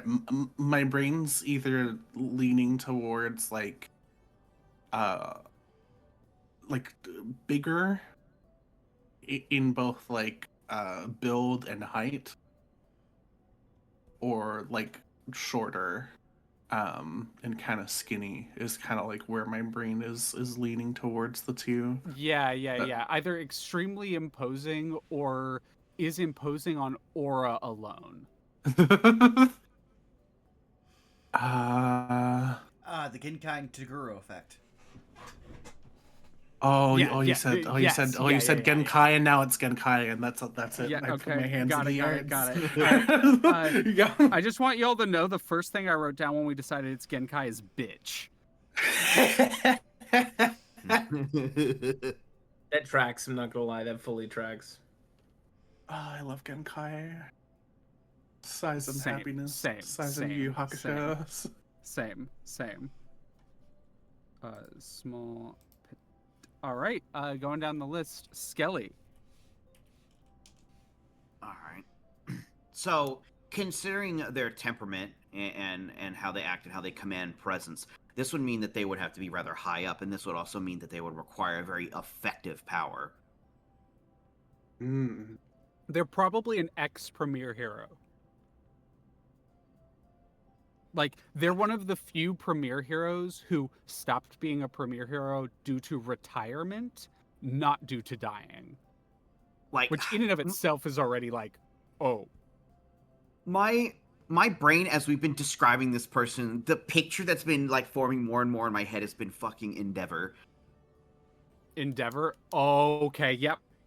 Fire powers? Well, we can change the firepower a little bit. I was actually considering something like, because I was going to choose this power if I didn't go with what I was going to, and that is the power like on contact, they can change the temperature of whatever they're in contact with immediately to an insane degree. Like you could touch someone and like turn them into a sun or an ice cube immediately, kind of deal. Heat transference, got it. Yeah, like extreme heat transference. All right. Awesome. Extreme heat transference. And I'm also going to put, because of the Endeavor touchdown, intense. Yeah. Like, because as you've been describing it, like, I just, when Clary mentioned that, I was like, Endeavor. Immediately in the brain. Yeah, no, that makes sense. Last but certainly not least, Zeitgeist.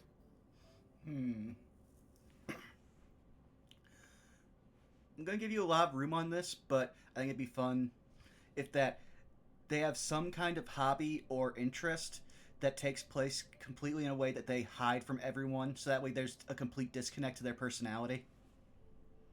So like Got a it. whole hidden... Got it. Yep.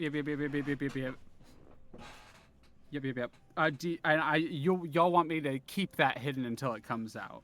Yeah. Yes. Secret fan fiction Yep. enthusiast or something. Yep. Be a good way to like crack the exterior if it's ever found out. It's a manga cover, and it says the title of the manga is "Our Handler is a Fujo." Handler's a furry. Our handler's a furry. Amazing, amazing. Okay, all right. I'm gonna come up with My hero animal. No, my I'm just hero. imagining. Straight up. I'm just imagining that there was like one-dimensional travel just goes, wow, history must have gotten really weird when furries just became normal, right? And I just mean actual people, not online personas. Yeah. There's a timeline where everyone's anthro. How did that happen? Don't worry about it. All right. Name down. Grabbing the hero name, which will be. And feel free to throw out suggestions if y'all have one. Otherwise, I will come up with one real quick.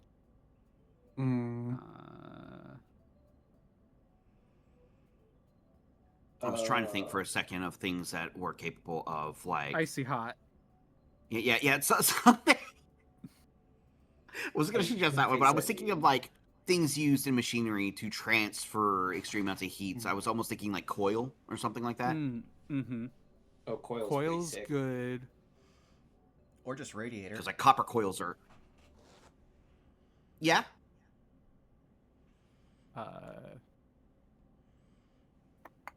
You know what? Let's just go. Go. My a siphon came to mind. Like siphoning heat and transferring it to the other sound kind of Wouldn't cool. be a bad move.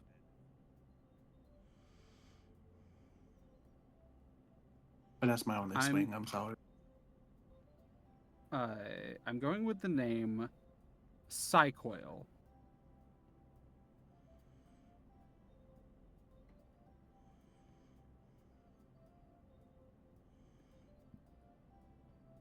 Rolling it around in my mouth. I'm feeling Thinking about it. That is what I'm pitching. My that was the my my brain says one or the other. Yeah. What if it's siphon but with a C? Siphon is good. Siphon with a C is good. I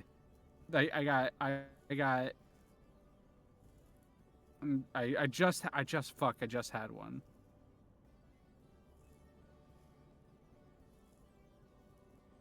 Okay, yeah. You know, I'll still pitch it. Surface temp was the one that popped into my head. Oh, It's pretty good. I did see one chat with for heatsink. Heatsink. Heatsink kind of fucks. Oh, I like that a lot. Heatsink is good. Heatsink is real good. You know what? We're sticking with Heatsink. It's a collaborative game. Thank you, chat. Yep. You know which chat was that? Gravstar. Thank that was you. Gravstar. Shout out to you. They are. They're cool. All right. They hang in chat a lot in my place. Hell yeah. Then I'm gonna go down the list this time, and I want all of you to describe, and you can describe either how you got there, if there's like a cool way that you feel like you want to show us getting to the meeting, or if you want to just describe yourself at the meeting, like the way that you are kind of presenting yourself there. So like a little bit of a character moment that kind of just gives us the vibe that you were giving off during this scene. So we're gonna start with you, Vaughn. Okay. I would say that, again, we probably would have gotten there together since we were meeting up at Get That Bread to be there, but having already gotten there, I'll let Claire decide how we basically move there. And Zayt at this point he's more detached. He's kind of figuring out, just trying to get a gauge on the situation. So he's floating up much closer to the ceiling, but he's completely lazing out, like one foot over his knee, both hands behind the back of his head, just kind of watching the door that he assumes the like suit's representative will come in through. I think it's very I think the idea of y'all two got given an earlier time expecting you two to be late, and so you guys are there first. I do like that idea. So we kind of see you two waiting there initially. Claire, if you want to take it away. Question for you: Is Heatsink already there, or are we waiting for Heatsink to arrive? I'm gonna say Heatsink is not there currently. Okay.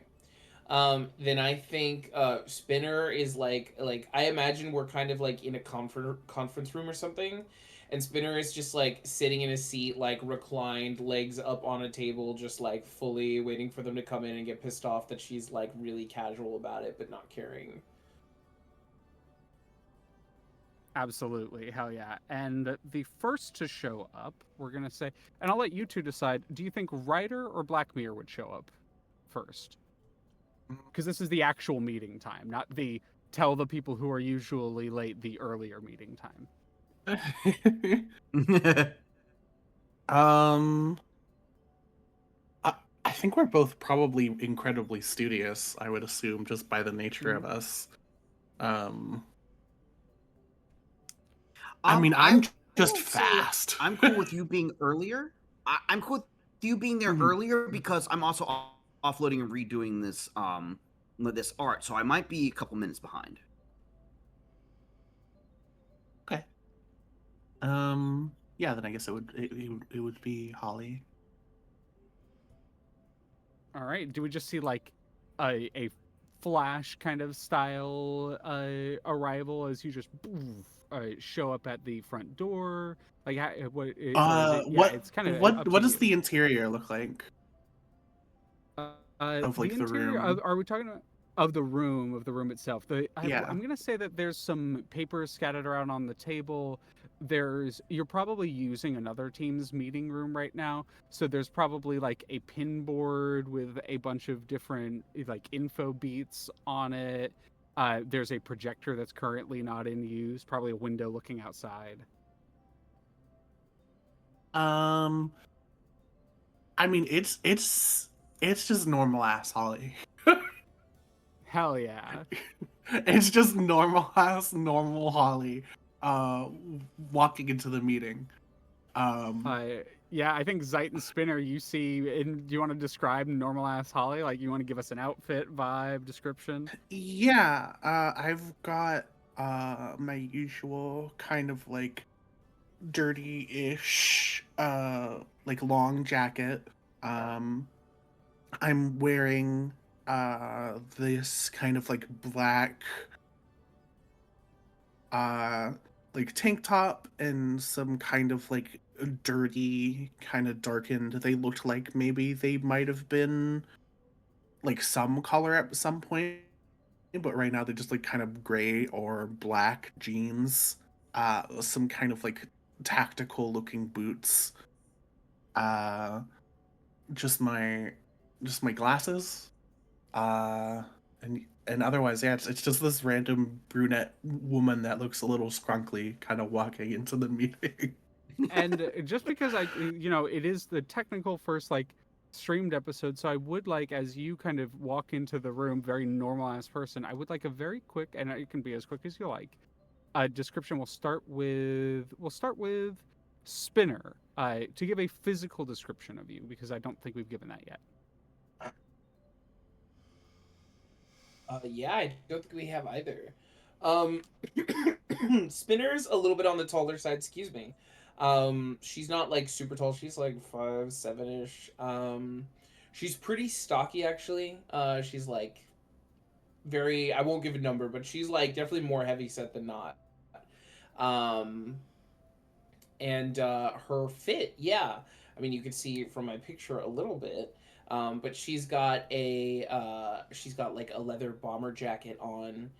She's got these loose fitting like silks on for her bottom, sort of like these parachute pants. She's got Under Armour on that has like highlights with a little spin on the middle. And then her mask is a black with the same color, and she has some goggles hanging around her neck. And she just kind of looks at you, and like the eye slits in her mask, which are much like Spider-Man's, just kind of do like one of those exaggerated like eyebrow raising, and like you can tell she's like taking you in and like deciding whether or not she wants to make a smarmy comment, and then decides against it, and then just like goes back to watching the paint dry essentially. Scanning the room, Holly, you would then see Zeitgeist.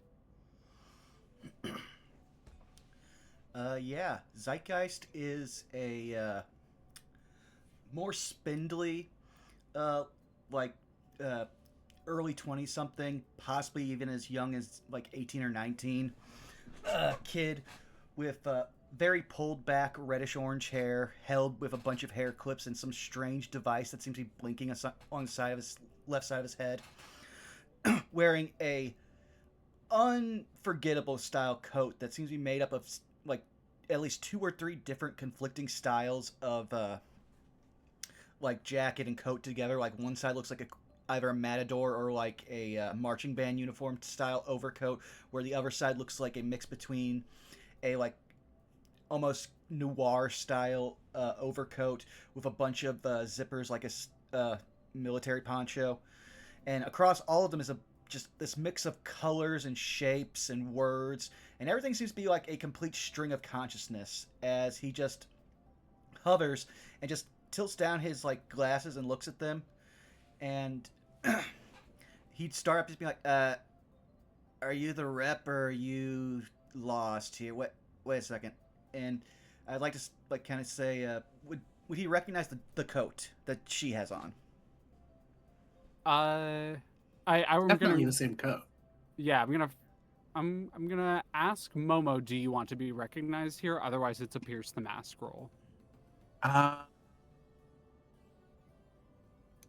I mean, the hmm.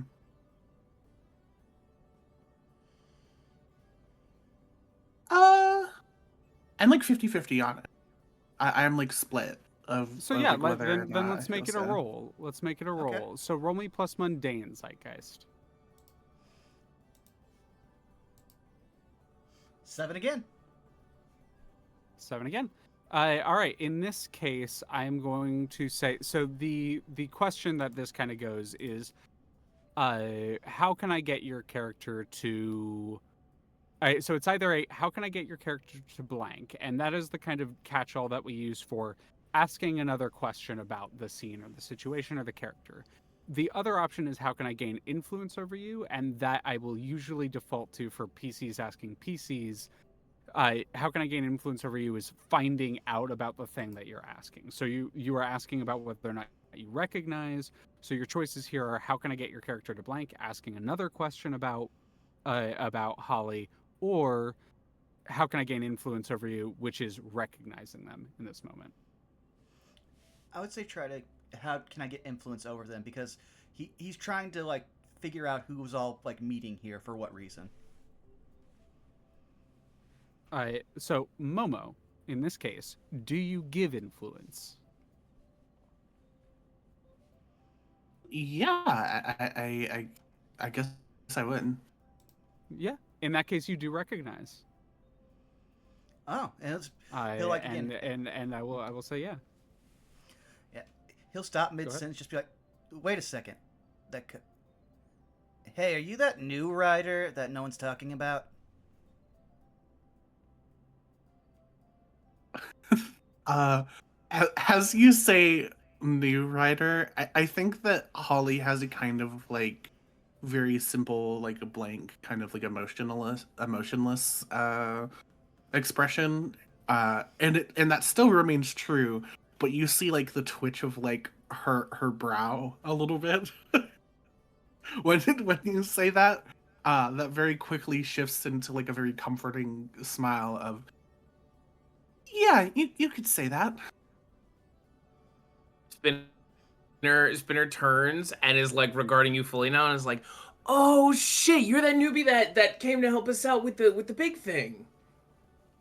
uh the brow is twitching like even more. Yeah, the As newbie fucking hitting.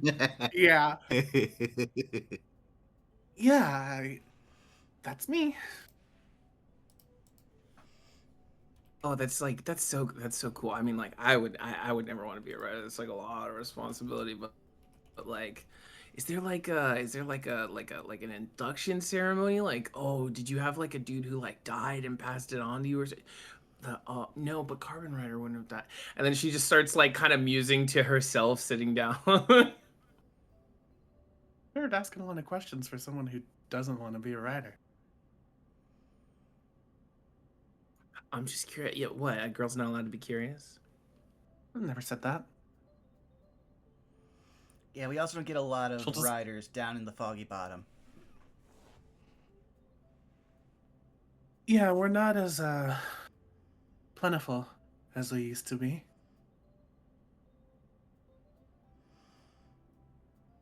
I think Oh, I y'all was gonna hear say the willing to work with the scraps, but you know.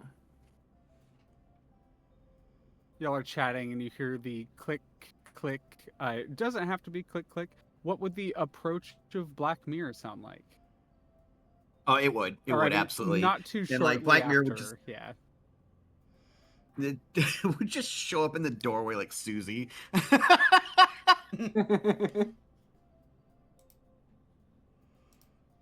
Is this the right room? Oh shit, when did you get there? Oh my god. Oh my god. Oh my god. How did you get there? Wait, you weren't there and then you were there. I'm the one who teleports. It's me. She like looked back down the hallway and then back in the room. It's like I walked. Okay, so they definitely want to talk to us about the interdimensional fascists if we're all here. Maybe like 10% want to talk about the gorilla Yeah, sword and- thing. Wow, oh, if your you- powers of observation are as good as, or if your powers are as good as your powers of observation, then maybe you do stand a chance. As you hear, like, kind of calling down the hallway, walking towards you, topping maybe 4 feet tall, is an individual walking down the hallway, hands kind of clasped behind the back. They're stooped over at maybe like a 20-degree angle. Like off of like the perfect 90 upwards. They're like kind of stooped a little bit forward. They are in a like outfit that trails from red down to like an icy blue at the bottom. So red on top, icy blue. And they don't have like a cape, but they have a couple of trails running off of them, of like almost streamers running off of the shoulders.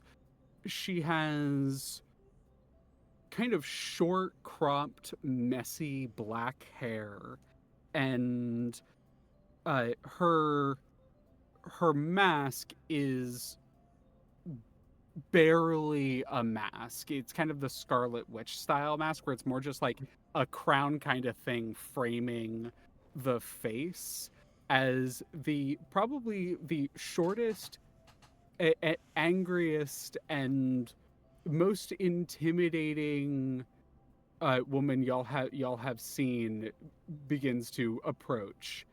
And as she kind of looks up, cocks an eyebrow, looking across the room, entering, kind of setting down a few papers. Oh, looks like you actually arrived on time. That's a new one for you, Spinner. Spinner's just like rubbing the bridge of her brow, and she's like, oh god, why did it have to be you? So are y'all I assume, based on the reports that I've been given, you all are my leftovers that I'll be working with. Is that correct?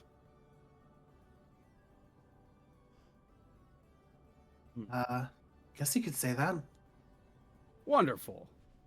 If you do not already know me, I don't blame you. I've been retired for some time from the actual scene. I am Heatsink, but you can know me. You can call me Mia Kwan if you prefer. I don't really care. All you have to know is that if I say do something, you do it. Is that understood? Spinner raises her hand, and before she gets called on, goes, if you're retired, then how come you still dress like a streamer that just got shot off at a kid's birthday party? So loudmouths like you can recognize authority when they see it.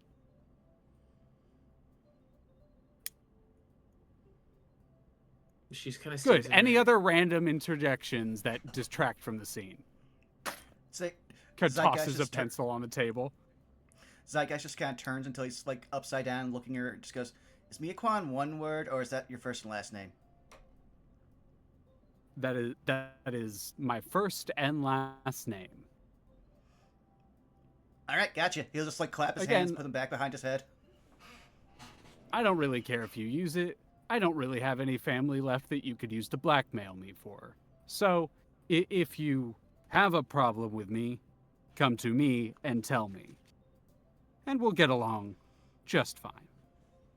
Now, you all recently dealt with the dimensional rift that opened above the suit's testing area. Is that correct?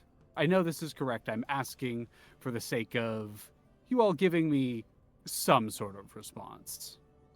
Yes. Yeah, that's right. Black Mirror would respond. Wonderful. What is all of your familiarity with the wash, besides the two that I already know work next to it?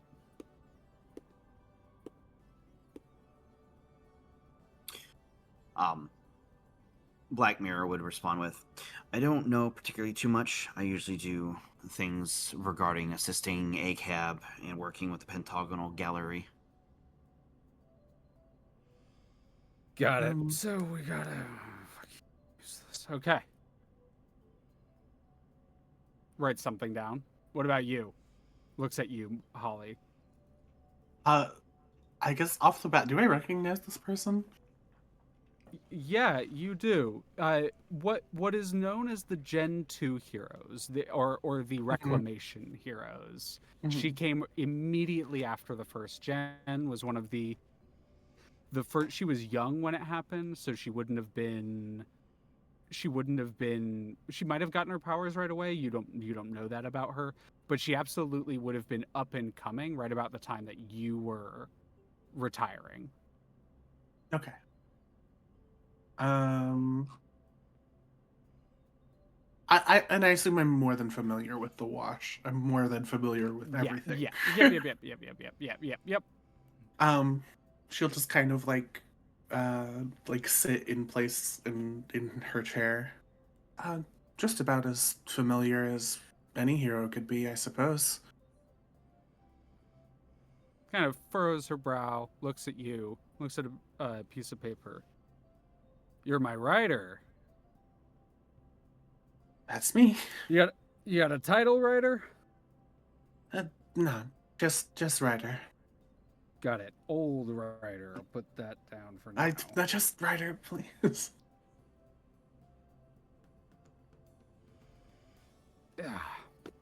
Okay. So, do any of you have current living arrangements that you need to take care of? You need to give us more context than that. What does that mean? Oh. Did Suits not tell you what this meeting was about? We got I mean, literally I'm no aware. information besides showing up. At least I didn't. Rolls her eyes. Fucking useless. I'd assumed it had to do with what happened yesterday. Well, you would assume correctly. I am your handler for what is going to be probably one of the more unique Suits operations. You may all have noticed that you have not been given credit for your work on the recent dimensional rift. And for that, I was going to apologize, but I didn't do it, so it's not my fucking fault. So, what I will tell you in that case is that I'm going to be picking up the pieces where Suits has otherwise failed. They've called me in specifically to deal with whatever this problem is, and I have been given you all. So, good luck to all of us, I guess. We're going to be moving you into the Vigilante house in the Wash. All of you are going to be taking Vigilante personas for a brief period of time. We've been able to ascertain that somewhere in the Wash is a headquarters of a sort that this... Fucking, what are these assholes called? Time cops called? IDNI. Have started establishing forward operating bases within the Wash. We'll be dealing with that. Does that sound amenable to all of you? You were chosen specifically because of your immediate relation to the problem. That makes sense to me. I can clear my schedule. I can assist in this matter. Good. was not really much of a question. The But feeling. I suppose if all of you really wanted to deny it, then you can go be a vigilante outside of this. You get it? Because you'd be a vigilante or you'd be a vigilante. It's not funny. All right, there's a van parked in the parking lot down there. If you want to make your way to the vigilante house now, we can set up our new digs. Otherwise, I'm sure that kind of looks at Spinner for a second before gesturing at the rest. One of you might have a life that you want to take care of before heading to the vigilante house. So are we gonna be there like we can't leave unless we're on a mission or something? It would be safer not to. We will be operating out of the vigilante house specifically with the intention of keeping your names, your hero names, quiet. If the villains in the area find out about a suits team hiding out in the wash, then it could put a bigger target on your back than you were otherwise looking for. But Suits has to deal with this ID&I problem. They're attacking. I'm sure all of you heard about the attack on the Suits Independent Research Facility yesterday. I was in the hospital, so not really. Well, there was an attack. The ID&I is... That was the one that made the news, but there have been a couple smaller scuffles. They tried to worm their way into the Suits HQ tech department. They tried to worm their way into 2 different parks. Not sure why. Haven't been able to determine why. So we do need to investigate, and it seems as though they have some knowledge of how Suits operates. They've been hiding out in the wash in order to hide out outside of our main jurisdiction. So, gestures at the group of you, we've got to find someone to fill in. Spinner, I think stands up and she walks towards Heatsink, and she stoops down a little bit to kind of get in her face, but not too much, and goes, "Listen, our relationship is a bit.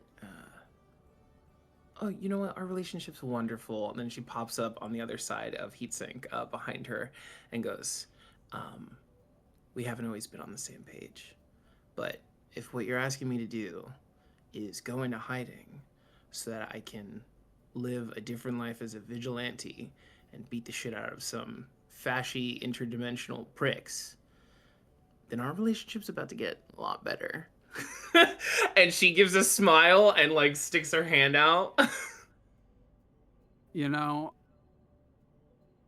I had a feeling that your specific brand of flakiness may in fact just be of use to us this time.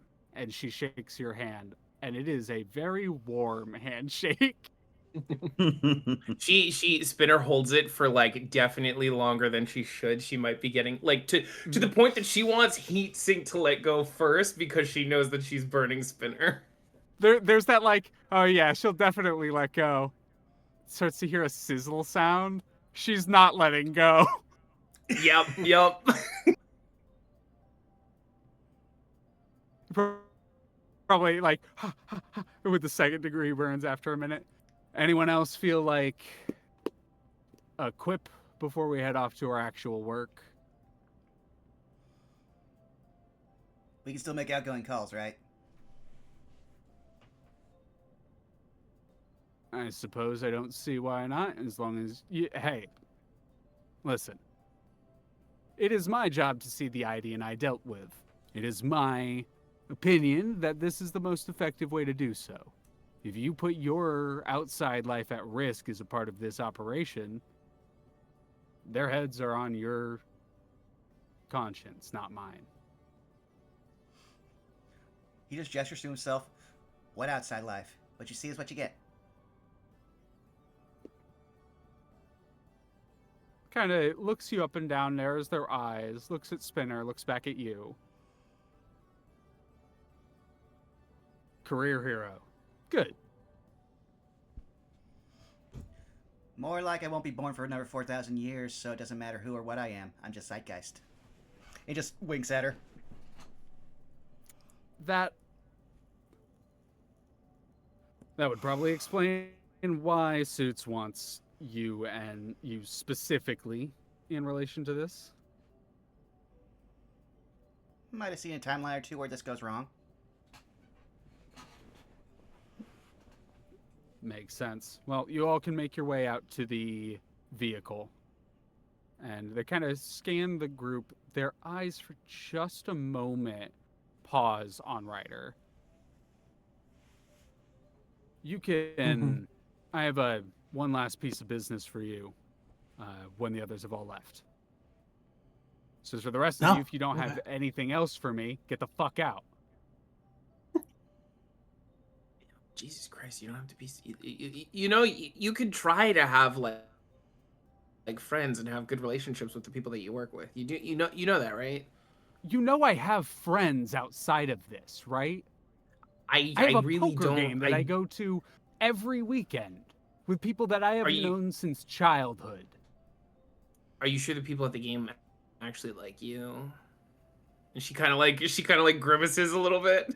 Oh, hun, I'm sure you'd know all about the people close to you hating your guts, but that's not my life. That's projection. I thought projection was that other hero. Oh, I thought it was Projector. I mean, might be a legacy. You know what? That's fine. I'm just gonna wait in the hall. He just hovers out. Spinner's just following Zeit. She's not saying anything else. She debated stabbing Heat Sink with the pencil. But yep. She didn't do it. After the other, as everyone steps. Oh yeah, go ahead. Oh, just after everybody like files out after giving like heat sink guff and talking to each other, like Black Mirror would just like silently like her heels just click as she leaves. Mm-hmm. As everyone kind of files out, Heatsink looks over their shoulder to kind of make sure the door closes, and then looks back to you, Ryder. You know your file has everything in here, right? Everything? Just about. Suits has been keeping tabs on you. I know who you are. I know how long you've been at this.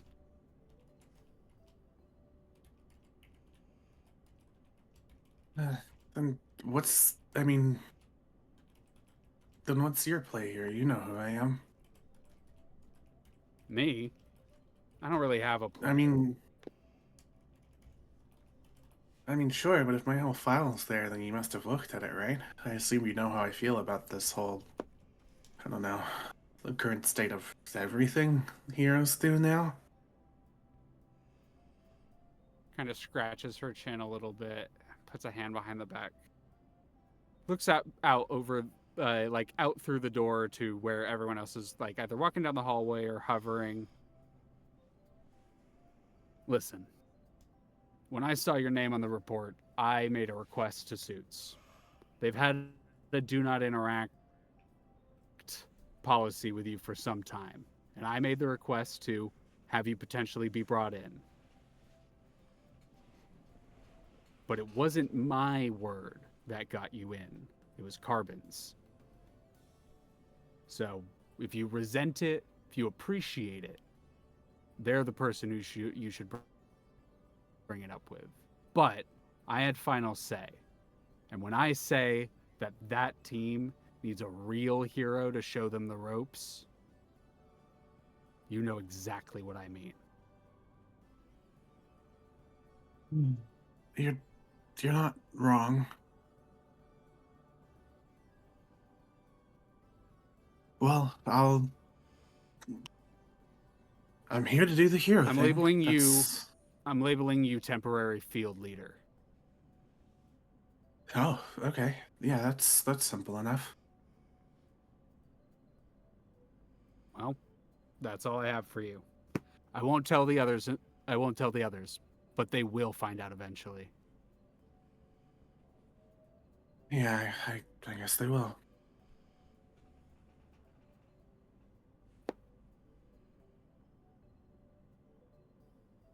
I'll just Kind kind of of do the pauses, like yeah. 2 fingers to the temple, do a little salute.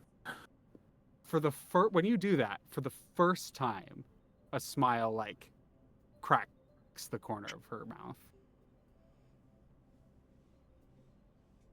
See you in the field, Ryder. And I'm gone. Just zip. And that is where we're gonna pick up next time, because that is the perfect spot to leave off. Sounds good to me.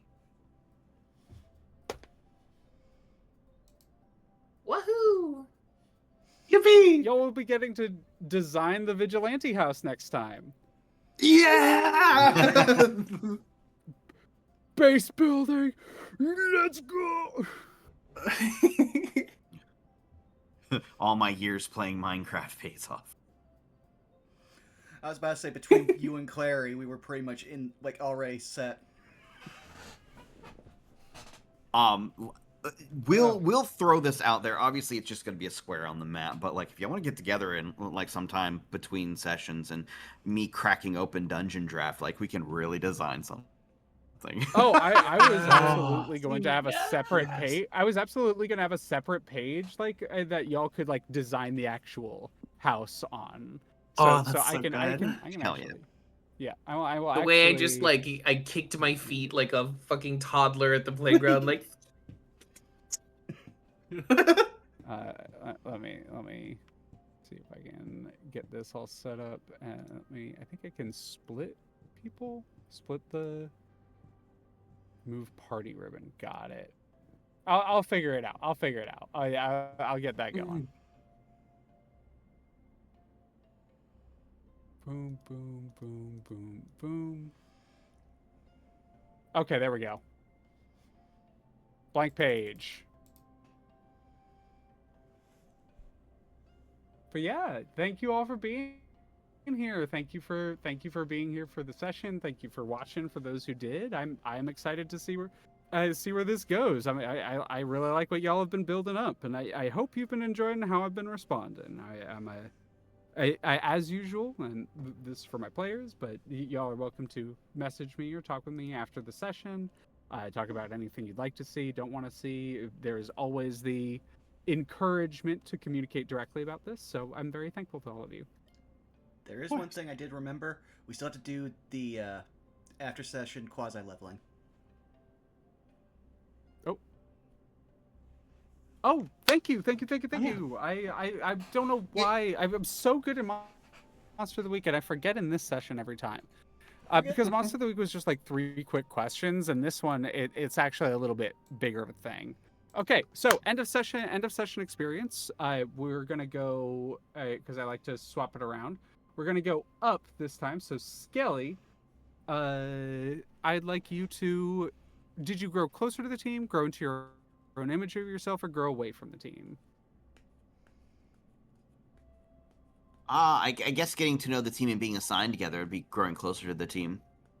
Yeah, who made Because you that would feel be something welcome? important. It would be a hard decision between, like, although she's very stoic and stern, Team Goofass in her brain, were both very endearing.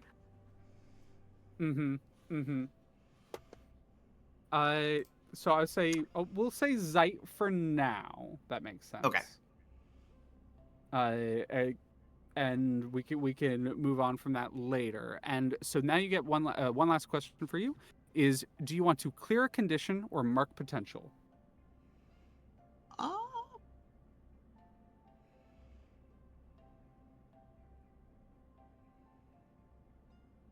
Let's clear a condition for now. Alrighty, clear off one of the conditions you have marked. Because of what she has learned, and there's a new task at hand, there is no time to be afraid. Hell yeah! So we'll remove afraid off of the tick list.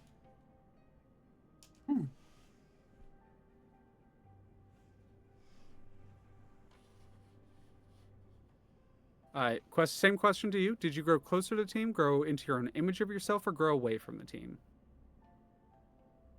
I think closer. Yeah, that makes sense. Who made you feel welcome? I mean, I think And by it's the way, it doesn't have to be probably someone on the team to make you feel Yeah. welcome. Like that is just that is part of it. I was gonna say it's probably heatsink for sure. Heatsink. Yeah, that makes sense. I think there's a will- little bit will- of I think there's a little bit of warmth in her heart over the idea of like heatsink maybe being nostalgic about her existence. Yeah, That's made her yeah. very happy. I'm glad you picked up on that because that was definitely the vibe I was trying to get across. Mhm. Then Yeah, so absolutely. I can give so that would mean that they have influence on me, yes. Yeah. And all that influence on you means is I can potentially do something with it, but in general, it just means that you care about what that character says. And then I'll mark potential because I don't have any conditions. Yippee! Awesome. Clary, aka Spinner. I feel like you already know what my answer is gonna be. I definitely grew more into my image of myself. I Yerp. think the encounter with Heatsink,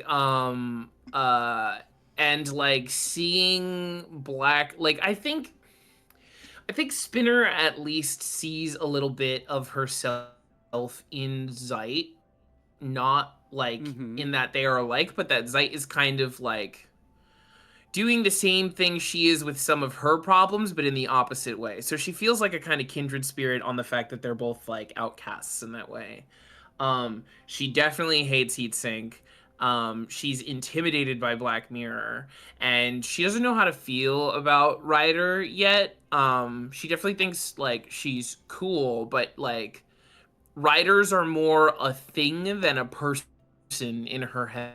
Yeah. So I think like being in this team with people that she like is kind of disconnected from, like being headed by someone that she like hates, is making her feel like I should not have come back. I should not have acknowledged that call from Suits. I should have kept doing my own thing in the waste, and I would have been much better off than I am now. And like that reaffirmation is making her grow more into her image of herself, which is a All right. loner and someone who shouldn't So be with you other get a people.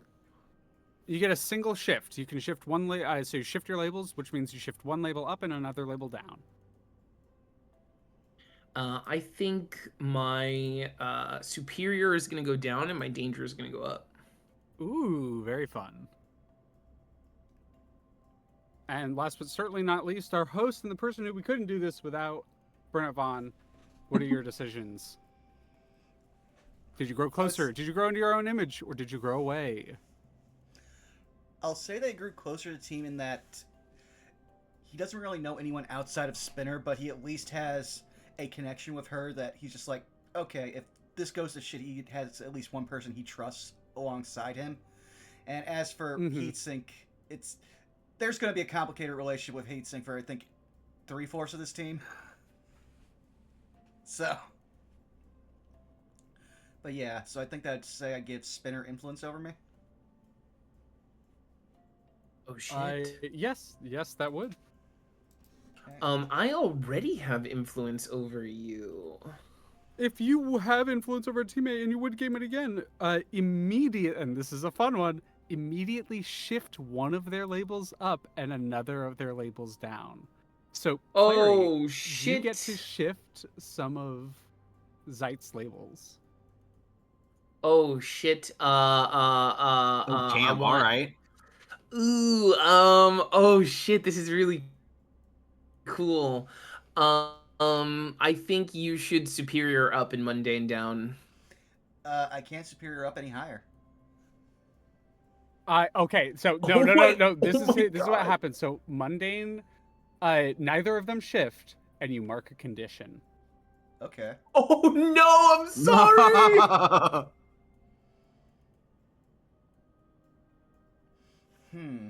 This is interesting because the best one to pick is he already technically has because I haven't cleared a condition, so I have to choose something that isn't insecure. Give me a sec. Oh shit, I sabotaged you so hard on accident. You're fine. I will take guilty because, given that Zeit realizes that part of what happened is probably because of him and Spinner, yeah, he's probably feeling a bit guilty about bringing in future fascists. Yeah, no, that does make a lot of sense. That does make a lot of sense. In which case, you then also can mark a condition, or clear a condition, or mark potential. Oh, I'm gonna make this ride because I think it'll be more fun. So I'm gonna mark potential, and that gives me 5 potential, so I can add a new handbook move. Hell yeah, yeah. And when you hit 5 potential, this is just real quick. That is considered a level up. You reset your potential, and you get to pick one of your advancements. Yeah, I already got that picked. Very so, nice. Yeah. And that'll be it. That'll do it for us. I think that's everything. Hell yeah. Thank you all for being here with me, and I look forward to doing this again in a couple weeks. Mm-hmm. Hell yeah. Yeah. Should we do D introductions? That would help because I don't know who we're rating yet. The Connor's name for it is so funny. It's like a D introduction. It's like, wait, you could just call them outros. The outros is right there. No, I like D introduction. I see. There are a few people online. I see Bosco. I see. Oh, no, I think I found who it is just because they are a friend of the channel, and I want to show them some love. 1 second here. And it also helps considering the fact that they are currently in Minecraft, but not playing Minecraft. 1 second here. I always spell her name wrong. Minecraft. Where? Yeah, we will rate... I'm getting the itch. I'm getting the itch. I'm starting to get feverish. This is a friend of the... Minecraft, nay, our craft. All right, we're gonna raid Wandiferous, who's a friend of the Saved by a Spell crew, who's currently in a 100 people plus live roleplay thing in a Minecraft server. Sick. I'm doing that in a month. I'm so excited. Yeah, so we'll head on over there. What should our raid message be?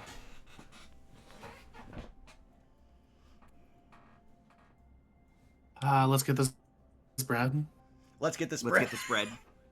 Yeah. get Yep. it. That's a good one. And I'm gonna make sure to All use my skeleton slamming the shield emote because it's a diamond sword and shield from Minecraft. Awesome. Well, thank you all for coming out and enjoying the first session with you. We will see you again in 2 weeks' time. Thank you. We love you. Bye-bye. Bye-bye. Bye-bye. Bye-bye. Bye-bye. Bye-bye.